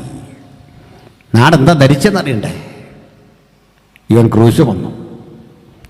ഒരു കാര്യം ഉറപ്പാ, ഇവൻ്റെ മക്കൾ ഏതെങ്കിലും കുറ്റങ്ങളിൽ പിടിക്കപ്പെടും. അവരെയും ക്രൂശിൽ തറയ്ക്കും. കാക്കകൾ വന്ന് കൊത്തിത്തിന്നും. എന്തായിരുന്നാലും നീ എടുക്കരുതായിരുന്നു, കാരണം ശാപമായി മരം. ഇതൊന്നും അറിയാത്ത പാവപ്പെട്ടവൻ ഈ ക്രൂശ് ചുമലിച്ചു വന്നു. മക്കൾക്കെന്ത് പറ്റണം? ക്രൂശ് തറച്ചു കൊല്ലണം, വിലാപ്പുറം കുത്തിത്തുളക്കണം, ആക്ഷേപിക്കപ്പെടണം. നാട്ടുകാരതാ പ്രതീക്ഷിച്ചേ, നാട്ടുകാരുടെ ചിന്തയതാ. പക്ഷെ അലക്സാണ്ടറും രൂപോസും എന്ന് പേരുള്ള 2 മക്കളുണ്ടായിരുന്നു ഇയാൾക്ക്. അതിൽ റൂഫോസിനെ കുറിച്ച് പിന്നൊരു പരാമർശമുണ്ട്, അതിലേക്ക് വരുമ്പോൾ പറയാം. ഈ റൂഫോസ് ആരായി എന്നറിയണ്ടേ? അയാൾ എഫെസോസ് സഭയുടെ പിൽക്കാലഘട്ടത്തിലെ പരമാധ്യക്ഷനായി.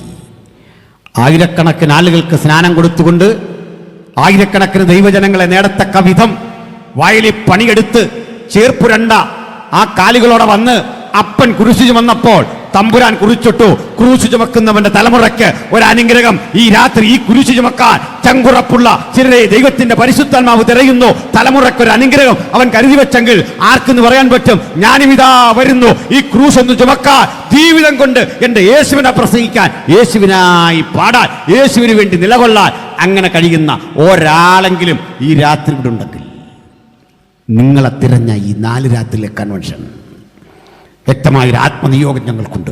അതിനാ കർത്തൃദാസൻ ആമുഖമായിട്ടത് പറഞ്ഞേ. കാലമേറെ കഴിഞ്ഞു. ഉന്നത കുലജാതന പൗലോസ്. അദ്ദേഹം ജയിലിൽ കഴിയുക, ക്രൂശ് നിമിത്തം പീഡിപ്പിക്കപ്പെട്ട് ജയിലിൽ കിടക്കുമ്പോൾ അദ്ദേഹം ഇങ്ങനെ കത്തെഴുതുക. സുഹൃത്തുക്കൾക്കൊക്കെ കത്തെഴുതുമ്പോൾ ആ കത്തിലൊരു പരാമർശമുണ്ട്. കർത്താവിൽ പ്രസിദ്ധനായ രൂഫോസ് അവൻ്റെ അമ്മയായ എൻ്റെ അമ്മയ്ക്കും വന്ദനം പറവി.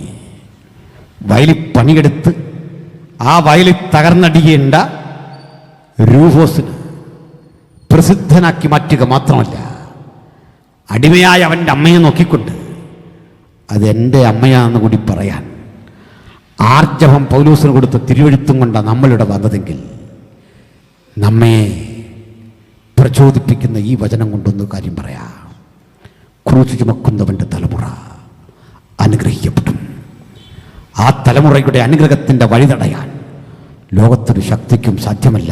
കാരണം ക്രൂശ് ചുമക്കുന്നതിന് മരണത്തിന് മരണം വിധിയെഴുത, മരണാധികാരിയെ ചെറുത്തു തോൽപ്പിക്കാൻ, നിത്യജീവന്റെ വിളംബരത്തിന് ഒടുക്കത്തെ ശത്രുവായി മരണം നീങ്ങിപ്പോകേണ്ടതിന്.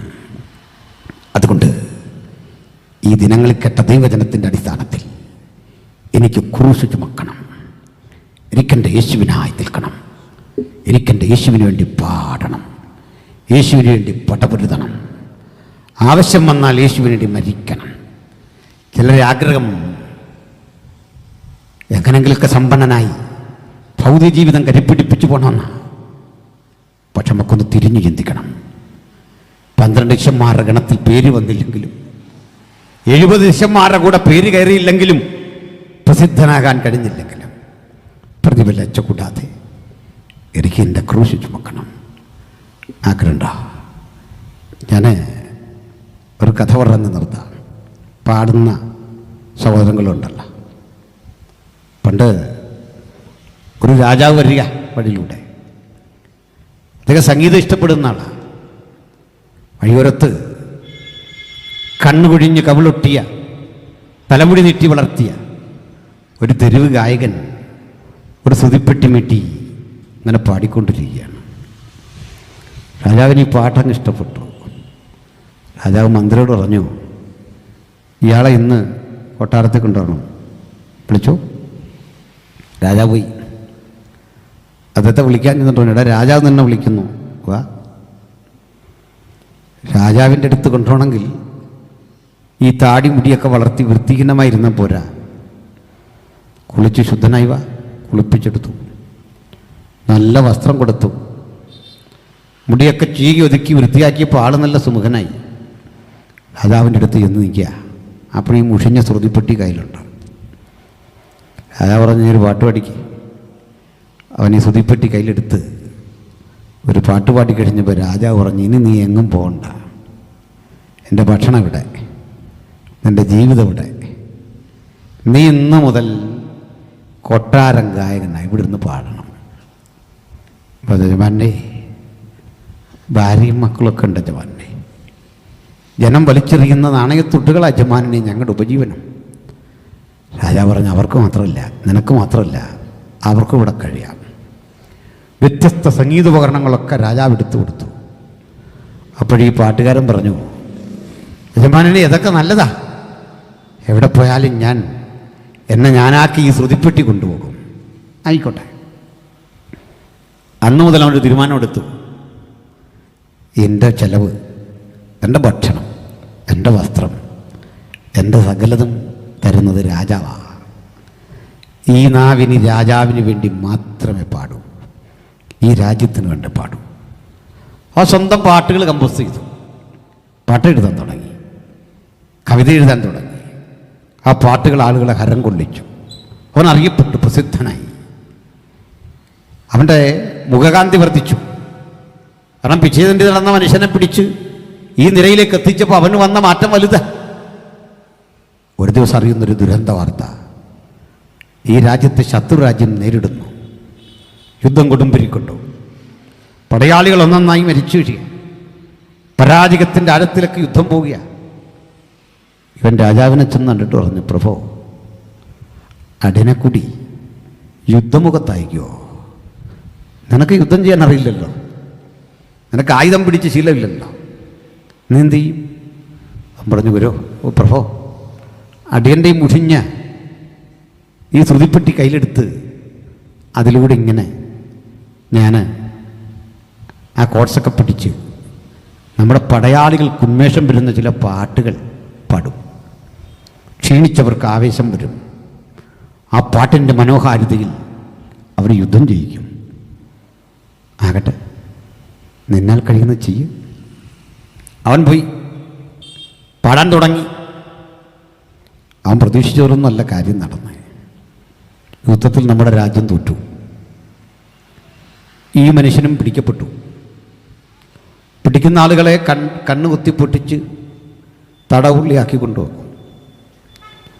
ഇവനെ കൊണ്ടിരുത്തി ഈ ശത്രുവിൻ്റെ രാജ്യത്ത്.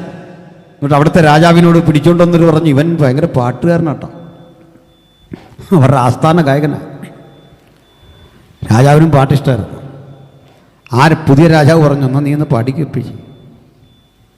അപ്പോൾ ഈ മനുഷ്യൻ പറഞ്ഞു, തെറ്റിദ്ധരിക്കില്ലേ തിരുമനസ്സേ, അനാദരവാണെന്ന് തോന്നില്ലേ തിരുമനസ്സേ, എനിക്ക് വേറെ പാട്ടൊന്നും അറിയില്ല. ഞാൻ പാടിയാൽ നിൻ്റെ ശത്രുവായ എൻ്റെ രാജാവിനെക്കുറിച്ച് പാടും, മറ്റൊന്നും എനിക്കറിയില്ല. ഒരു പാട്ടല്ലേ, നീ ഏതെങ്കിലും പാടിക്കൊള്ളൂ. അവൻ ശ്രുതി വീട്ടി പാട്ടാരംഭിച്ചു. ഇതുവരെ പാടാത്ത വിധത്തിൽ ആ മനസ്സങ്ങോട്ട് തീഷ്ണമായ വികാര വിക്ഷോഭങ്ങൾക്ക് വിധേയപ്പെട്ടു. പാട്ടിൻ്റെ തീവ്രതയിൽ അവനൊരു അബദ്ധം പറ്റിയിരുന്നു. കാരണം ഇത് കോറസ് അതിൻ്റെ എൻഡിങ്ങിൽ കൂടെ ഇതുപോലെ ഗായക സംഘം കൂടണം. അതിനൊരു സ്ഥായീ ഭാവത്തിലേക്ക് എത്തുമ്പോൾ ഒരു ചെറിയ പോസ്, അവിടെ ഒരു നിർത്തലുണ്ട്. ആ നിർത്തുന്ന സമയത്ത് ഒരു 3 കൈത്താളം കൃത്യമായി വീഴണമെങ്കിൽ അടുത്ത സ്ഥായിലേക്ക് ക്ലൈമാക്സിൽ അത് പാടി ഒപ്പിക്കാൻ പറ്റൂ. ഈ ചെല്ലുന്ന സ്ഥലത്തൊന്നും ആർക്കും അറിയില്ല. അത്തരം പാട്ട് അബദ്ധവശ സെലക്ട് ചെയ്തു. തൻ്റെ പാട്ട് മുഴുമിപ്പിക്കാനാവാതെ പാതി വഴിയിൽ ഇടിച്ചു നിർത്തണം. ഈ വേദന അവനെ ഭരിച്ചു. ആ പാട്ടിലെ വരികൾ ഇങ്ങനെ ആയിരുന്നു: മഹാരാജാവേ, നിനക്ക് അശ്രുപൂജ, പ്രാണനും മജ്ജയും മാംസവും എന്നും നിനക്ക് എന്നും തുടിക്കുന്ന മനസ്സുകൊണ്ട് മരിച്ചാലും നിനക്കൊപ്പം ഈ പാവം ഗായകനുണ്ടാകും. ഇതൊക്കെയല്ലേ അർത്ഥം. അവസാനം പറയും, രാജാവേ ജയിക്ക, രാജാവേ ജയിക്ക, രാജാവേ ജയിക്ക. ഈ പറയുന്ന ആ ക്ലൈമാക്സിൽ എത്തിക്കാൻ കഴിയണമെങ്കിൽ ഈ കൈയടിക്കണം. അല്ലേ ഈ 3 കാര്യം പറഞ്ഞില്ലെങ്കിൽ പാട്ടിന് അർത്ഥമില്ല. അവനാകെ വിഷമിച്ചു. എൻ്റെ രാജാവിനൊരു അശ്രുപൂജ അർപ്പിക്കാൻ ഞാൻ തിരഞ്ഞെടുത്ത പാട്ട് ഇതായിപ്പോയല്ലോ, പാടി എത്തിക്കാനാവില്ലല്ലോ. എങ്കിലവൻ പാടി ആ എൻഡിങ്ങിൻ്റെ തൊട്ടടുത്ത് ഇടിച്ചു നിർത്താൻ തുടങ്ങിയും അമ്പരപ്പിക്കുന്നൊരു പ്രതികരണം. ഒരു 3 കൈത്താളം കൃത്യം താളവട്ടം അക്ഷരക്കാലം കൃത്യം നിശ്ചയിച്ച് അണുവിട തെറ്റാതെ അതാ കേൾക്കുന്നു. അവൻ അമ്പരന്ന് ജയിക്ക ജയിക്ക ജയിക്ക എന്നിങ്ങനെ പറയുമ്പോൾ ഇതുവരെ പാടാത്ത വിധത്തിൽ പാടി കണ്ണുനീർ ധാരധാരയായി ഒഴുകി. എല്ലാവരും കൈയടിച്ചു. നിശബ്ദത വന്നപ്പോൾ അവൻ ഒരു ചോദ്യം ആരോടാണെന്നറിയണ്ടേ? ഈ കൈയടിച്ച ആളാരാന്നറിയില്ല. അവൻ്റെ ചോദ്യം, കൂട്ടുകാരാ, താങ്കളാരാ? ഞാൻ ശത്രുവിൻ്റെ കോട്ടയിൽ പിടിക്കപ്പെട്ടിരിക്കുമ്പോൾ അയാൾക്കെതിരെ നിന്നുകൊണ്ട് ഞാൻ വളർന്ന എൻ്റെ രാജ്യത്തിലെ രാജാവിനെ പ്രകീർത്തിച്ചു പാടുമ്പോൾ എനിക്ക് കൈയടിച്ച് പ്രോത്സാഹനം തന്ന് എൻ്റെ പാട്ട് മുഴുമിപ്പിക്കാൻ ഒപ്പം നിന്ന് താങ്കളാരാ? മറുവശത്തെ വാക്കുകൾ ഒരേ സമയത്ത് വേദനയും ആവേശവും പകരുന്നതായിരുന്നു. പ്രിയപ്പെട്ട ഗായക, അത് വേറെ ആരുമല്ല, ഇത് ഞാനാ, നിന്റെ രാജാവ്, നിന്റെ സ്വന്തം രാജാവ്, നിന്നെ ആസ്ഥാന ഗായകനാക്കി വളർത്തി പരിപോഷിപ്പിച്ച നിന്റെ രാജാവ്. നിന്റെ തൊട്ടരികിൽ എൻ്റെയും കണ്ണുകുത്തി പൊട്ടിച്ച് ഇവിടെ കൊണ്ടിരുത്തിയിട്ടുണ്ട്. ശത്രുവിൻ്റെ മുമ്പിൽ നിനക്ക് വേണമെങ്കിൽ എന്നെ കുറ്റം പറഞ്ഞ് അയാൾക്ക് വേണ്ടി പാടാമായിരുന്നു. ഇവിടെ ഇരുന്നു കൊണ്ടും നിന്നെ ഈ നിലയിലെത്തിച്ച് എന്നോട് നന്ദി പറഞ്ഞ് പാടിയപ്പോൾ ചങ്ങലയിൽ ബന്ധസ്ഥനാണെങ്കിലും അവശേഷിക്കുന്ന കൈകൊണ്ട് പരമാവധി ശക്തിക്ക് നിനക്ക് വേണ്ടി ഒരു 3 കൈത്താളം ഇട്ടു തരാൻ ഒരു പ്രചോദനം എനിക്കുണ്ടായി. പാട്ടുകാരാ, നിന്റെ രാജാവ് നിന്റെ ഒറ്റപ്പെടലിൽ നിന്നെ കൈവിടില്ല. കൂടെ നിൽക്കുന്ന രാജാവായത്. ഇങ്ങനെ നമുക്കും ഒരു രാജാവുണ്ട്. മരണത്തിൻ്റെ മുഖത്തും അവനൊപ്പം നിൽക്കാൻ മനസ്സുള്ളവരുണ്ടെങ്കിൽ നമുക്കൊരുമിച്ച് ജയഗീതം മുഴക്കണം. Final victory belongs to you. നമുക്കുള്ളതാ അന്തിമ വിജയം. ജയമെടുക്കണം ദൈവത്തിൻ്റെ മക്കൾ. പാടുന്നത് രാജാവിന് വേണ്ടി, പ്രസംഗിക്കുന്നത് രാജാവിന് വേണ്ടി, പ്രാണനും മജ്ജയും മാംസവും ഈ മഹാരാജാവിന് വേണ്ടി, ഈ ക്രിസ്തുവിനായി ജീവിതം സമർപ്പിക്കാൻ മനസ്സുള്ള ഒരാളെങ്കിലും അകത്തും പുറത്തുമുണ്ടെങ്കിൽ അവർക്ക് കരമുയർത്താ. ഞങ്ങൾ നിങ്ങൾക്കായി പ്രാർത്ഥിക്കും. ചില കരമുയർത്തുന്നു.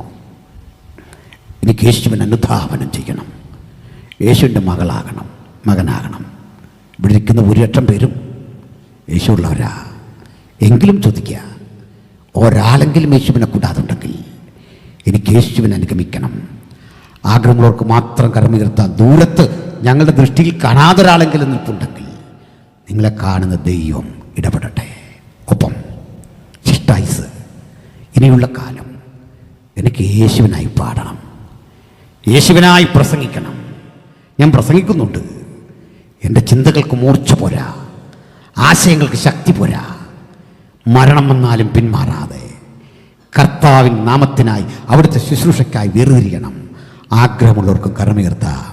ഞങ്ങൾ നിങ്ങൾക്കായി പ്രാർത്ഥിക്കുന്നു. യേശുവിനായി വേർതിരിയാൻ, യേശുവിന് വേണ്ടി നിൽക്കാൻ കെൽപ്പുള്ള, ഈ ക്രൂശ് ചുമക്കാൻ മനസ്സുള്ള ആരുണ്ട്? അവർക്ക് വേണ്ടി ഞങ്ങൾ പ്രാർത്ഥിക്കാം. നിങ്ങൾക്ക് കരമുയർത്താം. യേശുവേ, ഞാൻ അങ്ങേക്കായി. നിങ്ങൾ കരമുയർത്തുന്നു. ചിലർ കരമുയർത്തരു തമ്പുരാൻ തൊടട്ടെ. അധികം പേര് കരമുയർത്തുന്നില്ലായിരിക്കുക, പക്ഷെ ചിലർ കരമുയർത്തുന്നു. യൗവനക്കാർ കരമുയർത്തുന്നു. നിങ്ങൾ യേശുവിന് വേണ്ടി വേർതിരിഞ്ഞാട്ടെ. എല്ലാവരും പ്രാർത്ഥന നിർഭരമായി കർത്തത്തിൽ എന്നിട്ട് നിന്ന് അനിവാര്യമായൊരു ഗാനം ആലപിക്കുമ്പോൾ പാട്ടോടെ ദൈവത്തിന് മഹത്വമർപ്പിച്ച് സന്തോഷചിത്തരായി മടങ്ങാൻ ഈ രാത്രിയിലെ വചന ശുശ്രൂഷ നമുക്ക് ഏവർക്കും അനുഗ്രഹമാകട്ടെ എന്ന്